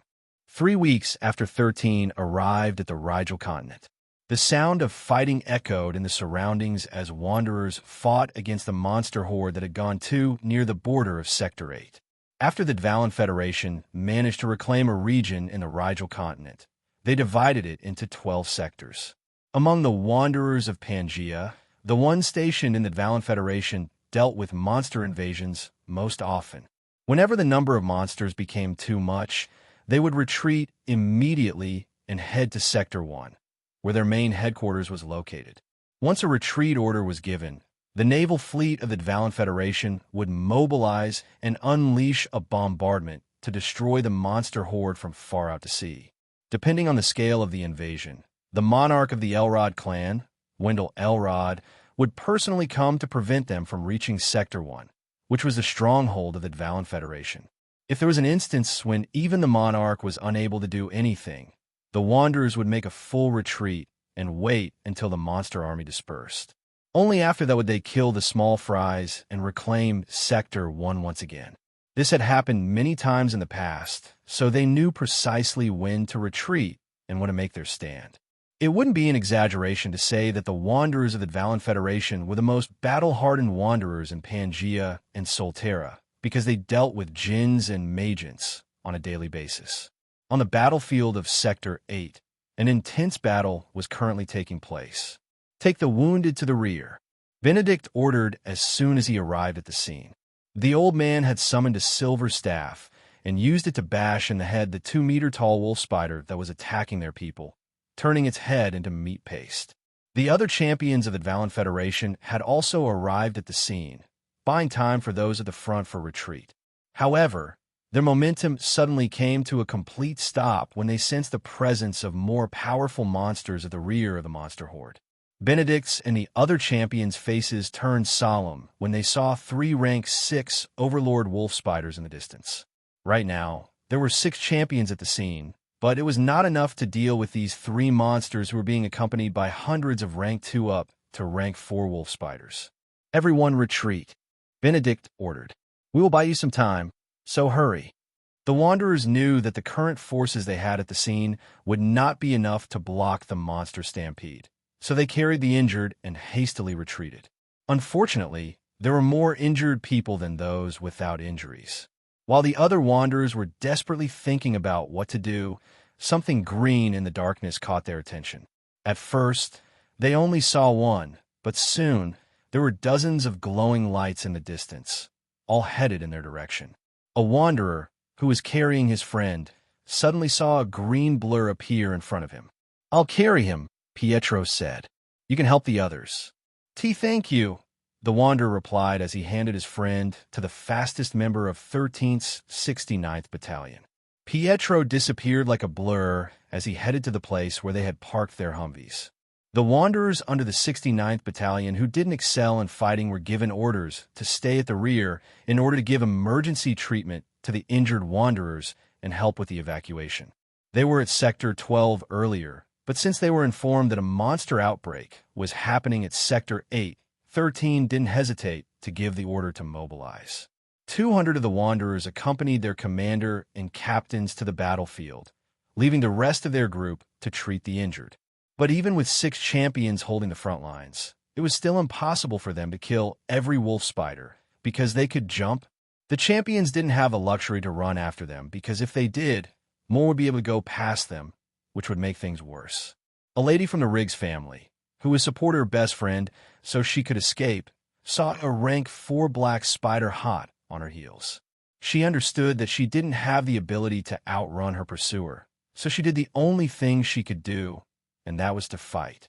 But before she could engage the rank 4 monster, a blue orb of light collided with its body before exploding. A pained screech reached the lady's ears as the monster was pushed back by the attack. A second later, Al Capone, who was riding on his rank 4 night wolf, stopped beside the lady, holding a bazooka powered by Imperium in his hands. The specialist slid down from his mount's back and stood in front of the two ladies, firing a shot at the wolf spider, which blasted two of its legs off. "Use my mount," Al Capone ordered. "My team is at the back. They will help the two of you. Now, go." The lady gave Al Capone a grateful glance before setting her friend on the back of the night wolf.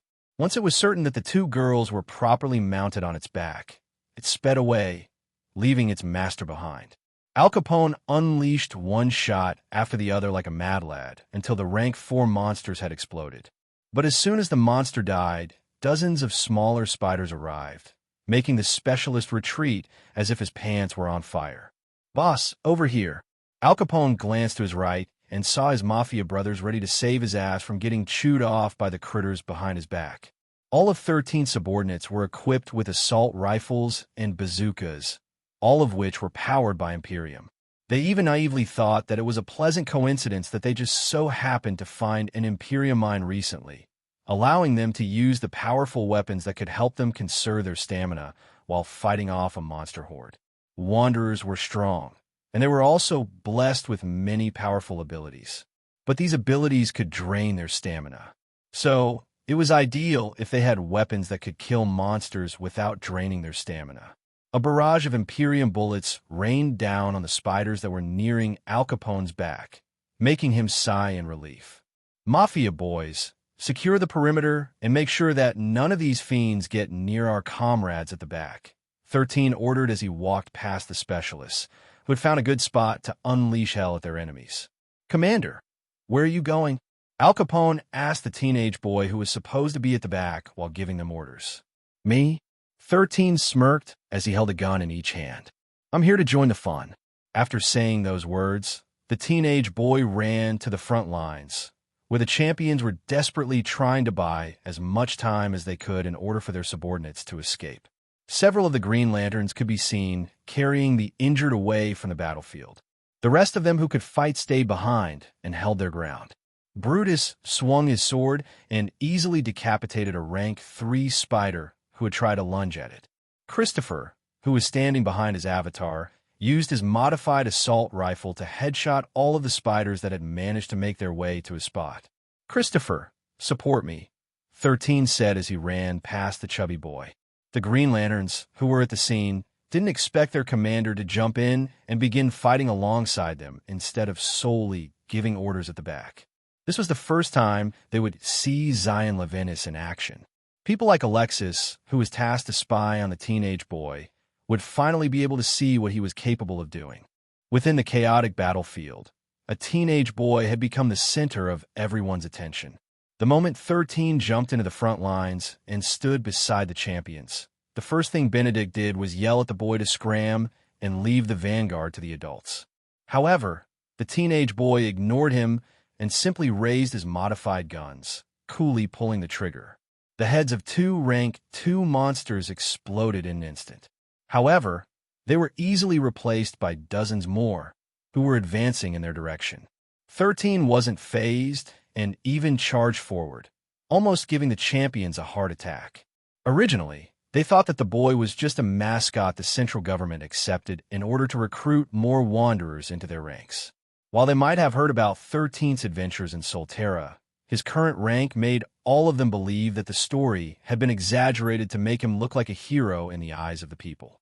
They thought that it was just propaganda by the Leventis family to make their name look good on paper. But after spending time with the teenage boy, they realized that he was a very down-to-earth person.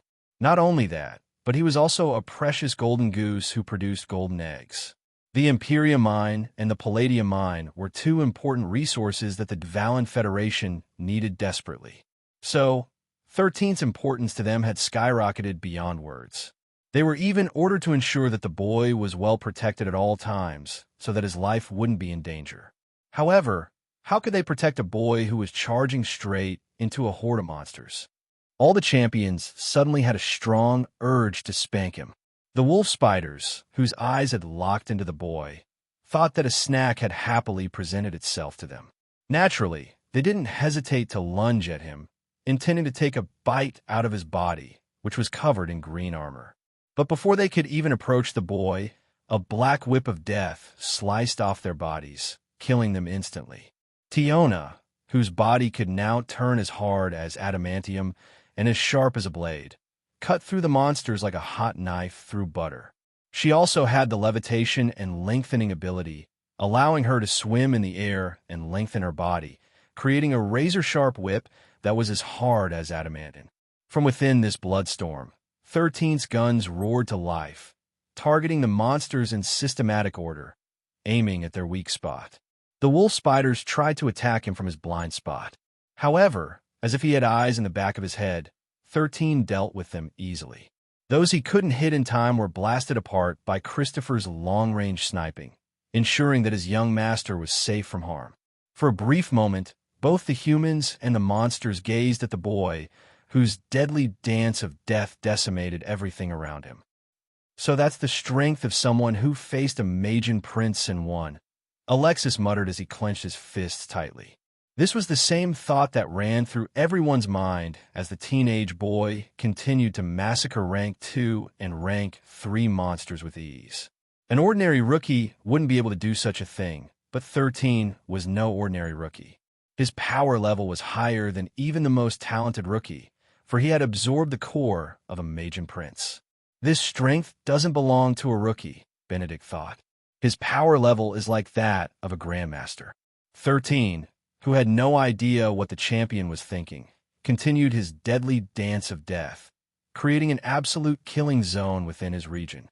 Whenever a rank 4 monster moved toward him, he would not hesitate to back away and shoot at its eyes, forcing it to take steps of retreat and change its target. His accuracy was on point, and every shot he made connected to the place he was aiming at. With Tiona slicing the small fries to pieces and 13 killing all the monsters that weren't within her reach, they were able to overwhelm their opponents. Aside from that, the wolf spiders weren't able to fight 13 properly due to the killing intent he emitted, which made them hesitate to attack him. As someone who had witnessed countless deaths and had fought against a god, 13's killing intent was like a sharp blade that threatened to slash anything that came near him. Animals who relied on instincts would fight or flee depending on the situation. Even monsters like the jinns had these primal instincts, so 13 was using this to his advantage. As more spiders died, the more the witnesses felt that the teenage boy was someone whom they couldn't defeat no matter what. The only monsters on the battlefield who weren't too intimidated by 13's killing intent were the rank 6 overlords, who unanimously decided to target the boy and end his life. But before they could even make their move, the ground beneath their feet gave way, making them fall into a pit hole. Waiting down, there was none other than Rocky, who was a peak rank 6 sovereign. Opening his mouth, the magma Balboa unleashed a breath of fire, which made the 3 giant spiders shriek in pain. Their bodies were instantly set ablaze, making their movements erratic as they desperately tried to climb out of the pit hole with their long and powerful legs. However, Rocky bit one of them from behind, crushing it with his powerful jaws. The other 2 wolf spiders didn't even give their comrade a second glance as they fled, their bodies still burning from Rocky's attack. When they emerged from the hole, the 2 spiders retreated, making their subordinates retreat as well. 13 then casually killed as many stragglers as he could before the sea of spiders vanished without a trace. "That was a nice workout," 13 said. "Did you have fun, Tiona?" The black snake nodded before flicking her tongue on the teenage boy's right cheek, as if giving him a kiss. Benedict and the other champions who were at the scene couldn't help but look at the retreating spiders in awe. Originally, they thought that they would once again be forced to retreat due to the disparity in number. Even when 13 and his soldiers arrived to help them, the tide of battle was still in the spiders' favor. But when the 3 overlords momentarily disappeared from their sight, a blazing flame emerged from the ground and shot into the sky. After that, 2 of the 3 giant spiders emerged from the hole and ran away like 2 fireballs, burning the spiders that were unlucky enough to be on their paths. 13 walked toward his people with a smile on his face. "Good job, everyone," 13 replied. "All of you did well." 13 knew that there was some dissatisfaction within his battalion, with a few thinking that the stories about him were just lies. Because of this, He knew that he needed to create a demonstration to make sure that his people would know that he wasn't a mere figurehead, but someone who would accompany them on the battlefield. Wanderers were people who recognized the strong. He knew that once he showed his strength, they would naturally listen to him more and look at him in a different light. With just a single battle, the teenage boy's image in the hearts of his subordinates took root, subconsciously making them less resistant to his orders and more proud that they were under his command. Little did he know that it was not only his subordinates who had recognized him as the strongest rookie in the world. On that night, those who had fought at Sector 8 would forever remember the teenage boy's dance of death and learn that his title as legendary rookie was not just for show. After witnessing their commanders' fighting prowess with their own eyes, the 69th Battalion suddenly changed overnight. Those who were initially doubting Zion's abilities no longer doubted him, and those who used to look down on him now saw him in a new light. Benedict and the other representatives of the Dvalin Federation conducted a private meeting among themselves, where they discussed what they had seen just a day ago. I'm sure you also saw the things I did, but I'll still mention it to make my stance perfectly clear. The representative of the Elrod clan, Harvey Elrod, said solemnly, "That is not the fighting prowess of a rookie. Although I saw many peerless geniuses over the past few years, I will have to agree with your assessment," Benedict commented. "Although I hate to admit it, none of the prodigies of the monarch clans and the 10 prestigious families could fight the way Zion did last night. Those moves belonged to someone who had faced many life and death battles," Troy Rhodes stated. "It seems that his title of legendary rookie is on point. I believe that he is the strongest rookie in Pangea right now. It's really a shame that such a talented individual can no longer progress in rank." Jordan Nightshade sighed. "Right now, we need people like him to help the current generation of wanderers." Ha ha ha. "Aren't you afraid that the Leventis family would become too powerful if Zion can increase his rank?" Harvey Elrod smirked. "I'm not looking at this with a narrow mind," Jordan replied. "I couldn't care less about the politics of the monarch clans and the prestigious families. What good is politics when our homes are invaded by the jinns? Will politics save us from genocide-level threats?" "That's it. Everyone, calm down." Benedict lightly clapped his hand in order to release the tension in the air. "We are holding this meeting in order to reassess the way we deal with Zion Leventis and his 69th Battalion. Their performance in the battle last night made me think that Zion's objective is to turn his soldiers into battle medics." Troy Rhodes nodded. When they arrived at the scene, they prioritized giving first aid to the injured before bringing them to the rear to get further medical treatment. I think at least 100 of them advanced to the second line of defense to fight against the wolf spiders that managed to get past us.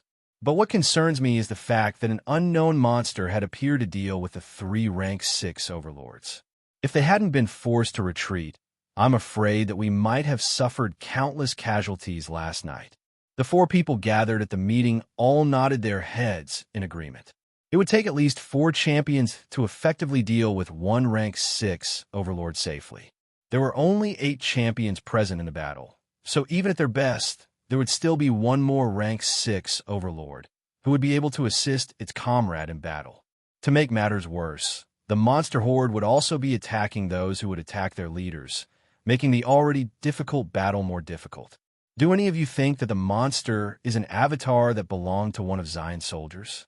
Jordan Nightshade inquired. If yes, then it is one powerful avatar. At the bare minimum, it should be at least in the middle or peak rank 6 sovereign. It is also possible that it is a rank 7 sovereign, but those kinds of existence can only be commanded by the elders of the monarch clans and our families, Troy Rhodes commented. Then, who do you think owns it? Benedict arched an eyebrow. I sure know that it didn't belong to Zion. The boy has an avatar ban, preventing him from having avatars. That's a very valid reasoning. Harvey Elrod chuckled.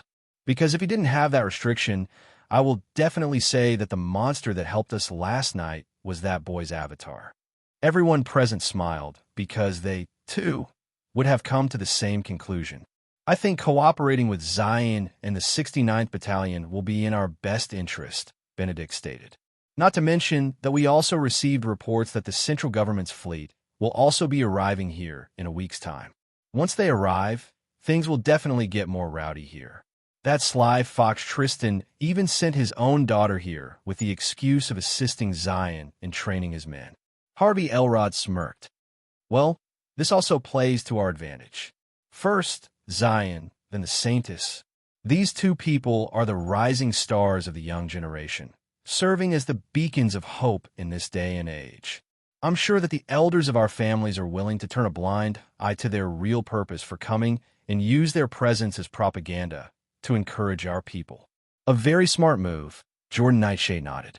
The Saintess and the Valkyries will not garner any hate from our people. That sly fox knows how to play his cards right, Benedict chuckled. Still, it wouldn't hurt us to have more wanderers here. Maybe we can finally advance and increase the range of our territory after they come here. A tempting proposal, but I don't think it will be wise if we become too greedy. Harvey Elrod pursed his lips. Even if we manage to gain more land, we don't have enough manpower to maintain it. Also, we will need to go to the Signy continent in order to assist the Griffin clan and prevent them from suffering the same fate as us. That's still 3 years away, Harvey Elrod smiled.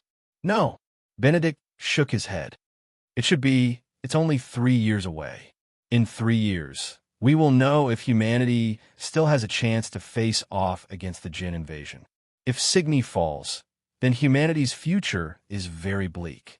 A moment of silence descended upon the room. All of them understood what Benedict was trying to tell them. In the end, it's not up to us. Jordan Nightshade closed his eyes. Because at the end of the day, unless the monarchs manage to defeat the leader of the Jinns, everything we do is just delaying the inevitable. But there is still hope. Everyone in the tent looked at Jordan with solemn expressions on their faces. Maybe, just maybe, it will not be one of the 6 monarchs who will change the fate of this world, Jordan Nightshade said softly. Maybe what we need is a rookie who knows what he is doing, and all we need to do is follow his lead. The 3 other men in the room glanced at each other before nodding their heads at the same time. Maybe you're right, Benedict stated. So, until that time comes, we better make sure that our golden goose will not kick the bucket anytime soon. Smiles and chuckles spread inside the tent as the 4 men thought of ways how to milk their golden goose and ensure that he was happy enough to keep on laying golden eggs. Meanwhile, while the 4 men were having a meeting, 13 and his subordinates all went to Sector 1 in order to receive the packages that the teenage boy had asked for from the Dvalin Federation. He believed that his subordinates were now ready to take that next step in their training. And in order to do that, he would need to give them all the same kind of avatars, which would greatly increase their survival in the Rigel continent. Since 13 didn't lack money at the moment, he decided to buy nearly 300 avatars from the Dvalin Federation using Imperium as currency. The majority of the avatars he bought could be gained in the Rigel continent, so it hadn't been difficult for the Elrod clan and the 3 prestigious families to procure them. He bought everyone, with the exception of the captains, rank 4 Night Wolves, which made Al Capone whistle. The reason why 13 chose Night Wolves as mounts for his soldiers was due to 2 reasons. First, the Night Wolf was a great mount. It was fast, and they could climb steep hills and mountains. It was also a good swimmer, making it a very versatile mount. Second, it was a hunter. It could serve as a guard or a fighter for the Green Lanterns while they tended to the injured. As for 13's captains, he gave them a different kind of avatar, which made Christopher and Colbert give their commander a thumbs up in their hearts. What the hell? Alexis muttered as he looked at the rank 4 Chad skunk that 13 had bought for him and the other captains. Pietro, Paul, and Piper had the same reaction as Alexis because they didn't expect that 13 would be giving them Chad skunks instead of Night Wolves. Frankly, they preferred Night Wolves over the Chad skunks. The latter ones were not only slow, but were also hated by the Wanderers who fought against them. For them, Chad skunks were just avatars for newbies because their fighting ability was really low. Although they could stand on their hind legs and fight like a bear, they weren't really a monster meant to fight at close quarters. The only thing that they could do was unleash a stink spray that could deter their enemies. Only Christopher and Colbert were genuinely happy to get Chad skunks of their own, which made the 4 other captains look at the 2 of them with pity. These 2 are no good. They are already brainwashed. These were the thoughts of the four captains as they looked at the two boys, who were acting like two little kids who had just received a birthday present. The members of the 69th Battalion, especially those who weren't from well-off families, were incredibly happy to receive the Night Wolf avatars. "I'm glad that you like my gifts," 13 said. "But from now on, all of you will be training on how to ride your partners. I want you to practice shooting while riding them, because we will mostly be doing guerrilla tactics on the battlefield." "Sir, how about us?" Alexis asked. "Chad skunks aren't really good runners, and their performance in battle is just average. I don't think that we can effectively use them in battle." 13 nodded in understanding because he was certain that all the other wanderers felt the same way. "If you really feel that way, then I can exchange your Chad skunk for a night wolf." But before 13 could even finish his words, Al Capone approached Alexis and looked down on him. "Exchange with me," Al Capone said as he held a small black statue of a night wolf in his hand. These small statues were the form that avatars took when they were being used to trade or exchange for other items. "Good." Alexis nodded and exchanged his weak Chad skunk for Al Capone's rank 4 night wolf. A big smile appeared on Al Capone's face as he absorbed the avatar and summoned it a few seconds later. Al Capone looked at his Chad skunk and nodded his head in satisfaction. Although there were some differences, the look was still the same. After being saved by Giga, Al Capone had wondered what kind of monster was the one that saved him. This was the first time he was seeing a Chad skunk, and the moment he saw it, something clicked inside his head. "Take good care of me, partner." Al Capone raised his hand toward the Chad skunk, who then gave him a high five. It was as if the Chad skunk was telling him, "I got you, fam," which made the smile on Al Capone's face widen. Paul also exchanged his Chad skunk with a night wolf because he shared the same opinion as Alexis. Piper, who had an unwavering belief in 13, didn't exchange her avatar for a night wolf. She always had the mindset that their commander did things for a reason. Pietro didn't exchange his Chad skunk for a night wolf since he really didn't need him out. He was an extremely fast runner and could even leave the night wolf in the dust if he wanted to. For this reason alone, he had no reason to trade the Chad skunk that 13 had chosen just for him. "Christopher and Colbert, you're going to teach Pietro and Piper how to use the Chad skunks in battle." Skunk that 13 had chosen just for him. "Christopher and Colbert, you're going to teach Pietro and Piper. Also, make sure to feed your mounts the special skunk food that I prepared just for them." All avatars were unable to increase their ranks, meaning if they were a rank 4 monster when they died, they would become rank 4 avatars. However, although they couldn't rank up, they could still evolve into a stronger version of themselves. What 13 planned to do was to evolve the rank 4 Chad skunks into rank 4 Blaze skunks using the dragon blood that he had harvested from the fire dragon, whom they had defeated in the Valbera archipelago. He was also planning to make the night wolves evolve into alpha monsters in the span of 3 months. As long as they were able to meet the condition, even avatars would be able to mutate into a stronger version of themselves. Avatars evolving or mutating were extremely rare cases. Those who had a clue on how to deliberately do it had kept it as their highly guarded secret, because if people were to know of such a method, the majority of wanderers might also give it a try. Researchers had to conduct countless experiments in order to find the conditions to make the avatars evolve.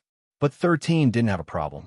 He just needed to access his soul core, and all the information he needed would bear itself in his mind. Although he was certain that the mutation that would be happening on the avatars of his subordinates would cause a stir in the Dvalin Federation, he already had a perfect alibi for it. No matter how hard anyone tries, they wouldn't be able to link the transformation of the avatars to him. With the newest addition to his elite force of wanderers, he had taken yet another step closer to realizing his goal in the Rigel continent. "Enemy at 3 o'clock, 13 said through the communicator, which was heard by everyone in his battalion. Rumbling noises soon spread in the surroundings as the Green Lanterns and their mounts arrived at their destination. "Target confirmed," Christopher replied through the communicator before raising up his hand for everyone to see. "Engage." Countless deafening booms reverberated as the 69th Battalion unleashed a barrage of attacks with their rifles and bazookas, overwhelming and decimating their opponents. Completely caught by surprise, the black-scale crocodiles were unable to escape to the river in time, which could have saved their lives. The 69th Battalion was armed with customized weapons that had two types of attacks. The first one was armor-piercing rounds, and the second was shock bullets. There were djinns whose skin, scales, exoskeleton, and fur were very hard, preventing ordinary bullets from piercing them. So 13 customized the weapons of his army for every kind of situation. If they were fighting monsters that their armor-piercing rounds couldn't penetrate, then they would switch to shock bullets, which emitted a powerful frequency at the moment of impact, dealing internal damage to their targets. Using shock bullets drained their Imperium reserves much faster, which the central government and the Dvalin Federation thought to be a waste of resources. But this was not a problem for 13. FreeWebnovel.com. He had more than enough Imperium to last his battalion for many years. Because of this, he wasn't afraid to let the Wanderers under him waste their Imperium cartridge, which was the power source of their military-grade weapons. Alexis felt complicated as he removed the empty cartridge, which was worth over 10,000 gold coins worth of Imperium. Simply put, Zion would be wasting 3 million gold coins if all of his members emptied their cartridges at the same time. How wasteful, Alexis thought. This cartridge is worth half a year's salary in the military. It was not only Alexis who had the same thought. Everyone in the 69th Battalion, especially those who weren't born into rich families, felt the same way. If they didn't use the shock bullets and only used their armor-piercing rounds, the lifespan of their Imperium cartridge would last 3 times longer. When Paul, one of 13's captains, proposed that they should just use their armor-piercing rounds instead of using the shock bullets in this operation, their battalion commander just laughed. "Is that some kind of peasant joke that I'm too rich to understand?" 13 said in a teasing tone. "All of you line up. I'm going to give you all 20 cartridges each. That's just 200,000 gold coins per person. If I multiply it by 300, it will just be around 60 million gold coins. That's just pocket money for me." Paul, who had made this proposal, felt as if his cheeks were burning due to embarrassment. Hearing 13's words, Benedict, Harvey, Troy, and Jordan were very tempted to give the teenage boy the middle finger. 60 million gold was not at all cheap. Even their salaries within their families were only around 1 million gold coins every month. Yet the brat had the audacity to say that this was only pocket money for him. Preposterous. Michael, who was also at the scene when 13 made this declaration, made himself scarce. He was afraid that if he stayed for a second longer, the representatives of the Dvalin Federation might ask him if what his nephew said was the truth. Since the Imperium that the 69th Battalion was from the share that 13 received from a mine, no one had the right to complain about it. Arthur and Michael knew that the mining operation was only a smokescreen of the true wealth that 13's family was currently amassing in their underground bunker. In fact, Arthur visited his son's house a day ago in order to get his share of the true bulk of Imperium, which 13 had promised him for his cooperation. Simply put, the Imperium that was being mined by the Leventis family in the Rigel continent was just for show. Their true gains numbered several times higher. The monarch clans, the prestigious families, and the central government would definitely turn green from envy if they knew what was really happening behind the scenes. Fortunately, they had not a single idea, allowing them to be very happy with the leftovers that 13 had left for them. The black-scale crocodiles were rank 3 up to rank 5 monsters. Their leader was a rank 5 alpha monster. Although it was strong, it wasn't really a threat for the 69th Battalion. Why was it not a threat? The answer was simple. The crocodiles could never catch up to the night wolves, even if their lives depended on it. 13 carefully chose the opponents of his subordinates so that they could familiarize themselves with their hit-and-run tactics. They just recently received their night wolves, so they were still in the process of learning how to use them in battle. Having taken this into consideration, the teenage boy specifically chose opponents that his men could bully without a problem. The black-scaled crocodiles died with great resentment in their hearts. They didn't even have the chance to defend themselves, unable to reach their opponents who were shooting at them from a safe distance. While their scales were really strong, allowing them to tank most damage, the shock bullets rendered that advantage useless. The hit made them suffer internal bleeding from the high frequency vibrations that rampaged inside their bodies, targeting their internal organs. Half an hour later, the riverside was filled with dead crocodiles, all of which were 5 to 6 meters long. "Mission accomplished, sir," Christopher said through the communicator. "Good job," 13 replied. "Make sure to bring those bodies back to the camp. We will make use of their monster parts to strengthen our people." The soldiers started to wrap steel cables around the bodies of the crocodiles, which were connected to their mounts. Once they returned to Sector 1, the staff of the Valen Federation would dismantle them according to 13th's instructions. While this was happening, the 69th Battalion was once again asked to mobilize to attack the remnants of the wolf spiders, whose 2 leaders were still recuperating from the injuries they received from Rocky's magma breath. With every battle that they overcame, the confidence of the 69th Battalion grew. In the past, they were a mere ragtag group of nobodies who thought that being part of Zion Leventis group would give them bragging rights. As the subordinates of the most famous rookie in the world, they indeed gained the right to tell their family, friends, acquaintances, and random strangers in the streets that they were part of the 69th Battalion. Some high-ranking officers of the central government would even refer to the 69th Battalion as the mascot battalion. In their eyes, Zion Leventis' value was in his ability to make the central government an ideal place for freelance wanderers who were looking for an organization to join. His name was enough to entice these individuals. That was just how popular Zion was. To begin with, they never expected anything from him and his subordinates. The majority also thought of them as a joke, even more so after they started wearing those military uniforms, whose light green color made any soldier unable to look at them directly due to how blinding it was. Little did they know that these soldiers whom they were looking down on were currently fighting in a monster-infested continent and honing their skills to the limits. Right now, the 69th Battalion was like a well-oiled killing machine. Once their battalion commander pointed them in a direction, they would head there without fail and accomplish their mission with flying colors. 13 knew that he needed to carefully adjust the danger level of his subordinates' missions so that they wouldn't be overwhelmed by the strength of their enemies. This gradual growth of experience and teamwork started to stack on top of each other.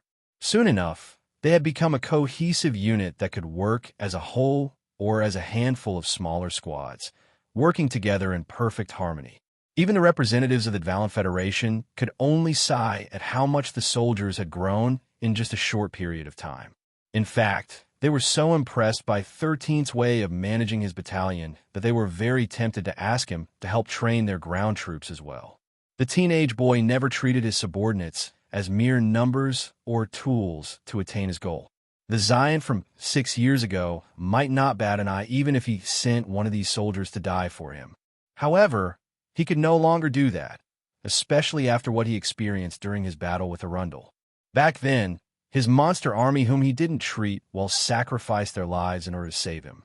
Since then, he no longer saw his subordinates as disposable tools whom he could send to the most dangerous battlefields, as if sending them to buy milk, not caring if they lived or died in the process. As 13 was thinking along these lines, the battle between the 69th Battalion and the red-eyed wolves of the plains started.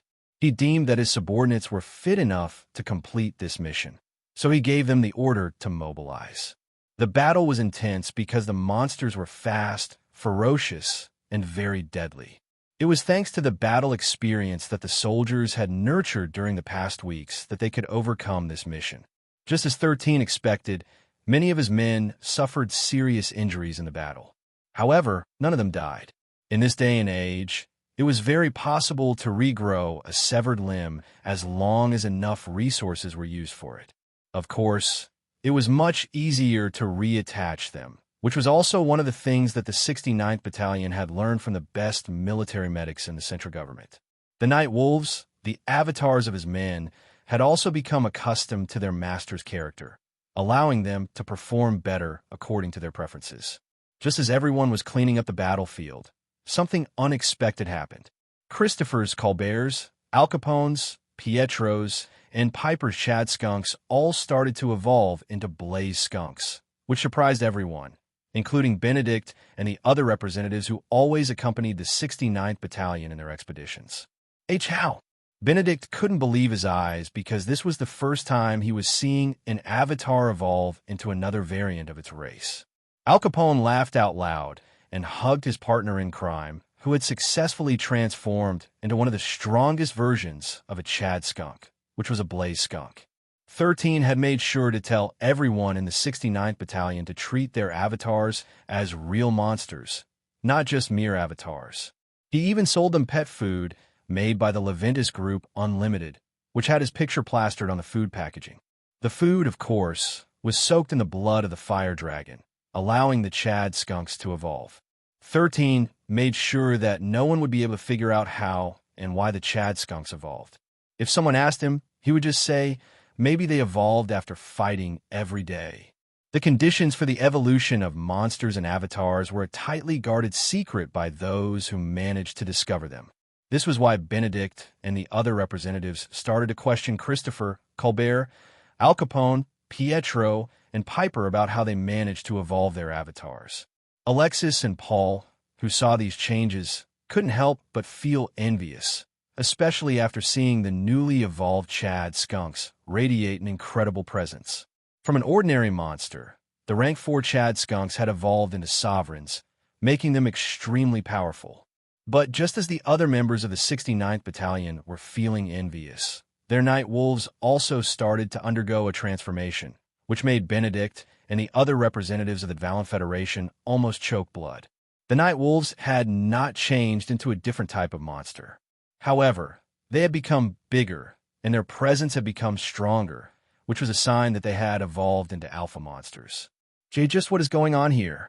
Benedict asked his comrades, who also had no idea what was happening. Soon, this incident would be known in the Valiant Federation as the Day of Awakening, a day when 300 monsters all evolve at the same time, making researchers, scientists, and experts in the field of avatars unable to explain what just happened on that fateful day in the Rigel continent. How did you all do it? Asked Benedict and the rest of the representatives of the Valiant Federation to the 69th Battalion, wanting to know how they managed to evolve their avatars. As part of the families who influenced the entire world, they were aware of avatar evolutions. So, they also knew that certain conditions must be met for a monster to evolve. This knowledge was a closely guarded secret by the monarch clans and the 10 prestigious families, who had cracked the method of evolving a few monsters. The only problem was that they had only managed to make these handfuls of monsters turn into alpha monsters. If they could find a way how to turn them into sovereigns, then their value would rise drastically. I don't know, Pietro stuttered, feeling pressured by the champions who were looking at his rank 4 blaze skunk, who was also looking back at them with the "What do you think old foxes are doing to my bro, Pietro?" glare. "You must have done something," Harvey said calmly. "Don't worry. We promise that we will compensate you greatly for the information. If you wish, I can even put a word to my patriarch and make you a retainer of the Elrod clan. What do you say?" Harvey didn't even bat an eye when he asked that, even though 13 was sitting not far from them and munching on some potato chips. The teenage boy was laughing in his heart as he watched the retainers of the monarch clans and the prestigious families interrogate, interview his soldiers, and bribe them with great rewards for any information that they could give them. The other wanderers who belonged to the Valiant Federation and had become friends with the 69th Battalion were also asking them these questions. They were hoping that they would be able to contribute to their families, allowing them to be rewarded as well. Unfortunately, even the spies who had gone to great lengths and paid their way to join the 69th Battalion were clueless about how their avatars evolved. If they knew how it happened, they would not hesitate to report to their employers in order to receive not only praise, but also hefty rewards. Seeing that the soldiers were also confused about how their avatars evolved, the representatives of the different families shifted their attention to the boy who was laxly drinking soda and eating potato chips with his pet snake, Tiona. "Ahem, Zion. Good weather we are having today, yeah." Benedict smiled as he sat beside the boy. 13 then glanced at the dark sky above his head, which was a sign that it would be raining soon. "Yep," 13 replied. "The weather is nice." As if waiting for that moment, the sound of thunder roared in the heavens, making Benedict cough lightly. "How did you do it?" Benedict inquired. "Do what?" 13 blinked innocently. "How did you make the avatars evolve?" "Feed them well, train them well, and let them fight monsters for experience points. You know, just like those popular games on how you make monsters stronger." Benedict was very tempted to spit on the boy's face, but he refrained from doing it. He forced himself to smile, like a wise adult who was about to trick a kid into spilling his deepest, darkest secrets. "Come on, Zion." Benedict patted the boy's shoulder. "Talk to your Uncle Benedict. I'm sure we can negotiate." 13 chuckled. "Uncle, I don't really know. I was just observing from the rear and giving orders. However, I understand that you're surprised, just as I am, when the avatars evolved. I mean, if I were a member of a prestigious family, I would definitely keep this a secret, right?" Michael, who was standing several meters away from 13, fixed the glasses on his face. Just like the representatives of the Valen Federation, he wanted to ask his nephew about how the avatars of his subordinates evolved. He had known his nephew long enough to understand that many weird things happen whenever he was involved in something. If Zion were to tell him that he didn't know how the avatars evolved, Michael would drag him to an empty room and negotiate with him, just like what Benedict was doing right now. The other representatives also asked Michael in a subtle way if he knew what was happening. However, he only smiled, not saying anything but implying that he knew about it, even though he didn't. Suddenly, the representatives had a breakthrough. They simply narrowed out their questions to, "What do you usually do with your avatar when you summon them?" After matching the answers from the Wanderers, they noticed a pattern. The members of the 69th Battalion were feeding their avatars even though they didn't need to eat anything. Also, the food they were giving them was the same. When Jordan Nightshade asked the Wanderers to show him the pet food that he was feeding his night wolf, the boy showed him the one that 13 provided for them. The representatives of the Valen Federation looked at the package with a picture of Zion, smiling and giving a thumbs up. "Leventis corn avatar food," Jordan said as he read the label on the package. "No MSG added. Guaranteed to make your avatar and Zion Leventis bank account happy. P.S. There's a 1 in a million chance that your avatar will evolve if they eat this pet food." Jordan and the other representatives once again shifted their direction to 13, who now had his own Leventis core in his hand and was feeding Tiona with it. Sensing the many gazes around him, 13 smiled and glanced in this direction. "I forgot to say that I'm also the CEO of Leventis Corn," 13 said. "I accept bulk orders. No friend, family, or acquaintance discount. Also, it's not buy one, take one. No refunds. Zion, I'll buy every pet food that you have, right now," Benedict declared. "No matter how many it is, I'll take it all." "Don't be hasty, Benedict," Harvey said. "How about we divide Zion's stock of pet food between all of us? I'm sure that there's a lot to go around, right?" "Fine." Benedict knew that he couldn't monopolize such a good thing, so he agreed to compromise. 13 laughed internally because he was using this as propaganda to boost his private business. What the Valen Federation didn't know was that for every 1 million packs of pet food that he was planning to sell, there would be one pack that could actually make an avatar evolve. This would make them more eager to buy his product, making him richer. 13 knew that there was no way that the Valen Federation would let such an important event slide. If they really find a way to make avatars evolve, then it would revitalize the avatar industry. Of course, the teenage boy had no plans to let the other families know this secret. Even if they took a sample of the food that the Wanderers were feeding their avatars and had it sent to their lab for research, they wouldn't find anything. Why? Because only the first batch of pet food that 13 gave them had that ability. Right now, the Wanderers were using his third batch of pet food. So even if they took it as a sample, they wouldn't find anything special aside from the ingredients used to create the pet food that Zion was planning to sell en masse. His mother, Alessia, and his father, Gerald, were now undergoing the final stages of their craft. Because of this, they would need massive resources.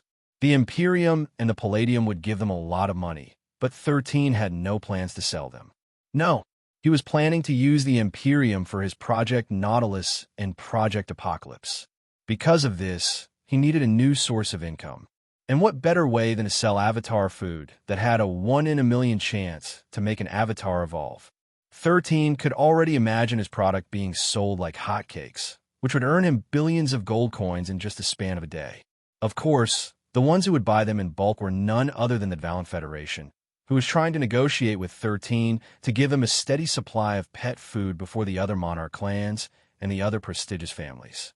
In short, they wanted to monopolize this amazing product, and 13 was more than happy to sell it to them with benefits and conditions attached. Michael watched as his nephew got surrounded by lions, hyenas, and foxes, who were trying to outbid each other in order to gain a higher percentage of the products that 13 was going to sell. Deep in his heart, Michael almost pitied them, knowing that they were being deceived by the teenage boy who was making the champions and monarchs dance on the palm of his hand.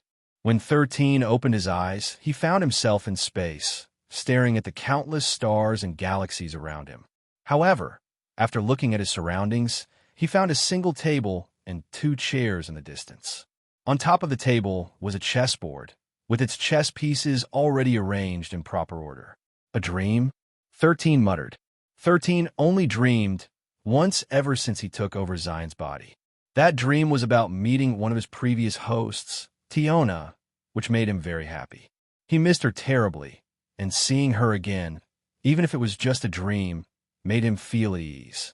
This is not a dream, 13 thought, because he couldn't shake the feeling that his consciousness was forcefully brought somewhere without his permission. Since there was nothing else to see around him, 13 walked toward the table and sat on one of the chairs. He had chosen to sit on the side of the black chess pieces, not wanting to be on the white side for some reason. Suddenly, a middle-aged man appeared in front of him, which made the corner of the teenage boy's lips rise faintly. The man, no, the god seated in front of him was none other than this father, the system god, who had destroyed his vessel and placed his soul core into the body of Zion Leventis, who had passed away. The system god, Deus ex machina, didn't say anything and simply moved the pawn in front of the king chess piece forward. 13 did the same, and soon, the two started a game of chess in silence. The only thing that could be heard was the moving of the chess pieces as a battle between father and son took place. When the progress of the match was at its climax, the system god broke the silence and spoke first. "Are you enjoying your life?" Deus ex machina asked. "A little," 13 replied. "I didn't think that you'd be able to plan ahead, creating a backup of your system database." "You really are something, 13. "Of course I am. I'm the mighty system of cannon fodders. I've been losing for thousands of years. It is not impossible to learn a thing or two from such losses." Deus ex machina snorted as he moved his queen, putting pressure on 13's formation. "What do you think of your family?" Deus ex machina. "Which family?" 13 asked. "My old one or my current family?" Deus ex machina eyed his son before planting his bishop on the board. "Both. My old family sucked big time," 13 replied. "My current family is a trillion times better. How does it feel to have a heart?" Deus ex machina inquired. "Very painful and frustrating," 13 answered. "But the mere thought of having the chance to turn the tables on you and fate makes the suffering worth it." The system god arched an eyebrow. "You think you can win?" "I've lost more than I can count in the past," 13 replied. "It's about time that I win." "Check," Deus ex machina stated as he used his queen to target 13's king. The young man didn't bat an eye and simply blocked the queen with his own queen. The system god didn't hesitate to press the attack. He took down 13's queen, but the boy used his king to topple his father's queen. "You will meet your fated hero eventually, 13, Deus ex machina stated. "By then, I'd like to see how you will fare against them." "Bring your worst," 13 sneered. "It doesn't matter how many you send. If one comes, I'll slap one. If two come, I'll slap two. If a dozen comes, I'll slap a dozen. And what if the entire world faces you, what then?" Deus ex machina asked in a teasing tone. "Simple." 13 smirked as he cornered his father's bishop with his pawn. "If the world were to antagonize me, I'll just have to destroy it. Plain and simple." The match continued, and the pieces on the board decreased rapidly. "Fate wanted me to pass her message to you," Deus ex machina said. "Oh." 13 arched an eyebrow. Why didn't she come personally? I'd rather meet her than see you, old man. Deus Ex Machina ignored his son's contemptuous tone and passed the message that was given to him by the being who was on the top of 13's blacklist. Fate doesn't care about your plans. Everything happens for a reason. 13 rolled his eyes at the message that was passed onto him. Since you're already here, it's just normal for you to pass my reply to Fate, right? 13 inquired, and the system god merely shrugged. Why not? Deus Ex Machina moved one of his last 3 pawns forward. I'm sure she wouldn't mind. Tell her that I am preparing a nice little box for her, 13 stated. I'll even throw in a smelly system god to keep her company. You brat, you really think you can get away from saying such a thing? You should be thankful, old man. I'm giving you a chance to get a wife since you are fated to be forever alone. What a bunch of *T. Since when did you learn how to curse, old man? Are you watching drama shows in Netflix? Deus Ex Machina snorted as he moved his chess piece forward. Checkmate, Deus Ex Machina declared. 13 looked at the chessboard with a smile before flicking his king with his finger and making it collide with his father's king, causing both chess pieces to fall off the board. You're still too green, 13, Deus Ex Machina laughed. It will take more than that to bring down a god. I know, 13 replied calmly. But this game doesn't change the outcome of the real match between me, you, and Fate. The chess pieces the two of you will use, and the chess pieces I will use will soon fight on the chessboards of Solterra and Pangea. No matter how strong your pawns are, they will not stand a chance against my cannon fodders. 13 stood up and walked away. All right, I almost forgot, 13 said as he turned his head to look at the system god, whom he hadn't seen since he opened his eyes in Zion's body. You mentioned that the hero that Fate had prepared for me will come one day, right? Just make sure that they would give me a challenge. I'll look forward to meeting them on the battlefield. 13 then gave his old man one last wave before walking toward the portal that appeared in front of him. Although he had lost a game of chess in the dream world, there was no way that he would lose a game of chess in real life. What happens in the dream stays in the dream. He didn't bother winning in the dream because what he wanted to do was win in reality. Deus Ex Machina looked at his son, who was about to enter the portal, and shook his head helplessly. Even he wasn't confident that the hero that Fate would send to confront 13 in the future would be able to beat him. He knew how meticulous his son was.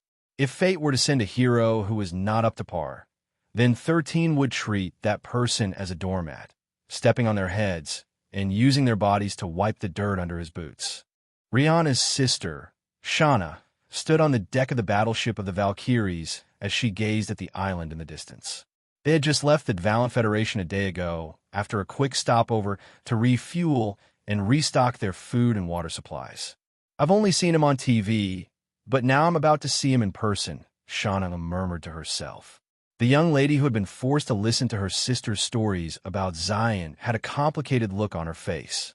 Shauna was part of the 68th Battalion, but due to her duties as the Saintess, she was always with the Hero Party, the group the central government formed by putting together the strongest wanderers among the young generation. Everyone had high expectations from them, and truth be told, the pressure was sometimes too much to bear. If it weren't for her sister and her party always supporting and encouraging her, she would have definitely felt miserable while forcing herself to meet everyone's expectations. This was also why Rihanna wanted her to meet Zion. The former believed that her sister could learn a thing or two from the teenage boy, who was 3 years younger than Shauna. While the Saintess was deep in thought, a teasing voice sounded from behind her, snapping her out of her daze. Excited to meet that mascot, Shauna? As Shauna turned to look behind her, her sight was welcomed by a beautiful lady in her late 20s with long blonde hair and blue eyes. She was none other than the commander of the Valkyries, Marion Henderson. Please don't call him mascot, Miss Marion, Shauna replied. I feel like you're also referring to me when you say it like that. Marion smirked, thinking that Shauna was indeed a mascot as well, even more so after she gained the title of Saintess. But it was a fact that no one in Pangea could match her miraculous healing abilities. She could reattach any severed limbs and make them look brand new. There were also rumors circulating in the central government saying that she could even revive those who had died as long as they were brought to her within 24 hours of their death. webnovel.com. Of course, no one really knew if this was true or not. She also didn't feel like asking the beautiful girl, whose long red hair fluttered in the breeze. Still, he just arrived in the Rigel continent, yet he immediately found an Imperium mine? That boy sure is lucky, Marion commented as she stared at the island that was getting nearer with every passing minute. My sister said that it wasn't luck, Shauna stated. In her eyes, Zion Leventis is like a deity who can make impossible things possible. Oh, Marion arched an eyebrow. Does that mean that he can liberate the Rigel continent and drive away the monsters that have claimed it as their own? Shauna shrugged, since she really didn't know the answer to this question. Commander, my orders are to observe Zion Leventis and make sure that he doesn't get into conflict with the Dvalin Federation, Shauna stated. How about the Valkyries? What did the higher UPS order you to do? That is classified information, soldier, is what I'd like to say, but since you asked, I guess I can tell you. Marion smirked. The order given to us is to not let the Dvalin Federation monopolize the resources that Zion Leventis finds. Our big bosses want to have a bigger share of the pie, which means that our mascot needs to find another Imperium mine or something similar to make the central government happy. I see. Shauna nodded in understanding. She was supposed to go to the Signy continent along with her hero team, but after her father, the field marshal, personally talked to her, she had no other choice but to change her plans. Her teammates were a little disappointed that she wouldn't be able to come with them, but they understood that this mission also held great significance for the central government, so they wished her good luck in her mission. Half an hour passed, and they finally docked at the man-made port of the Dvalin Federation, which would allow them to teleport to Sector 1. The process went smoothly because everyone was already informed of their arrival. The Wanderers of the Dvalin Federation were also extremely happy to receive the Saints. In the current state of their world, everyone wished for heroes to appear and save them from their current state. So now that Zion Leventis and Shauna Summers were in the Rigel continent, the Wanderers of the Dvalin Federation were motivated to work even harder to expand their territories and reclaim a little more land to the best of their abilities. Upon Shauna's arrival at Sector 1, she was pleasantly surprised to see a young man with a black snake coiled around his neck, standing a distance away from the teleporter. Shauna hesitated for a few seconds before gathering her courage to approach the teenage boy, who was several years younger than her. Hello, my name is Shauna Summers, Shauna said with a smile. My sister, Rihanna, would never stop talking about you whenever we are together. She always says that I should learn a thing or two from you. A faint smile appeared on 13's face before he extended his hand for a handshake. Zion Leventis, 13 replied. Don't believe whatever your sister says about me. Knowing Rihanna, she probably exaggerated a few things to make me look cool. Shauna accepted the handshake and smiled after hearing 13's comment about her sister. I guess he's not like those arrogant heirs from the monarch clans and the 10 prestigious families, Shauna thought. After shaking each other's hands twice, the two let go of each other's hands and smiled. The name is Marion Henderson. Marion introduced herself, making Shauna almost jump up in fright. The commander of the Valkyries had spoken right next to her, which caught her by surprise. It's an honor to meet the commander of the Valkyries. 13 saluted. I've heard many good things about you, ma'am. Skip the formalities because I'm not here to order you around, soldier, Marion commented as she returned 13's salute. I'm here to earn myself a promotion. So, can you find us some Imperium mine and make everyone here happy? Of course. We can also keep it a secret and let the profits directly go to my bank account. The central government doesn't need to know about the small stuff. The members of the Dvalin Federation present on the site looked at Marion weirdly. If not for the fact that she was a beautiful woman and also the commander of the famous Valkyrie division, they might have thought of her as a gold digger. Someone who was looking for a rich guy who would allow her to live her life comfortably without the need to risk her life on the battlefield. After the brief introduction, the members of the Valkyrie set up their temporary camp at Sector 3. Sector 3 was located on the east border of Sector 1. It was marked as a safe place for setting up a camp. On the contrary, 13's camp was in Sector 13, which was the newest sector that the 69th Battalion had personally claimed for themselves. It was in no way a safe location for camping, given the hordes of monsters that would pass through it from time to time, but 13 didn't care. In fact, he even regularly asked his subordinates to sleep on the ground in a curled-up position. At first, all of them thought that their commander wanted them to become monster food since he was asking them to sleep right in the open. However, they soon realized that most Rank 1 and Rank 2 monsters would just walk past them, so they started to gain confidence in their light green military armor. 13 told them that if they ever found themselves surrounded by djinns on all sides, they must drop down to the ground and curl up, lowering their presence as much as possible. After that, they should press a button from their military armor to make their armor inflate, covering their entire bodies and making them look like a small boulder. The military armor that they wore not only made them look like small boulders when they were curled up, but it also prevented any kind of smell from leaving their bodies. Djinns were sensitive to the smell of humans because they were their favorite food. But if they couldn't see and smell them, then the wanderers' lives wouldn't be in danger even if they slept in the open. As for those who snore in their sleep, 13 also had a fix for it. The helmets they possessed could cover the entire face with just a touch of a button, and they also had a soundproofing mechanism. At first, all the soldiers were hesitant to execute their commander's orders. But when Christopher, Colbert, and the Mafia boys moved as they were told, everyone observed them from a safe distance with binoculars. To their surprise, the monsters did indeed just walk past them, not even giving them a sidelong glance. 13 said that they could do this as a last resort just in case they had nowhere else to go in the djinn-infested lands of the Rigel continent.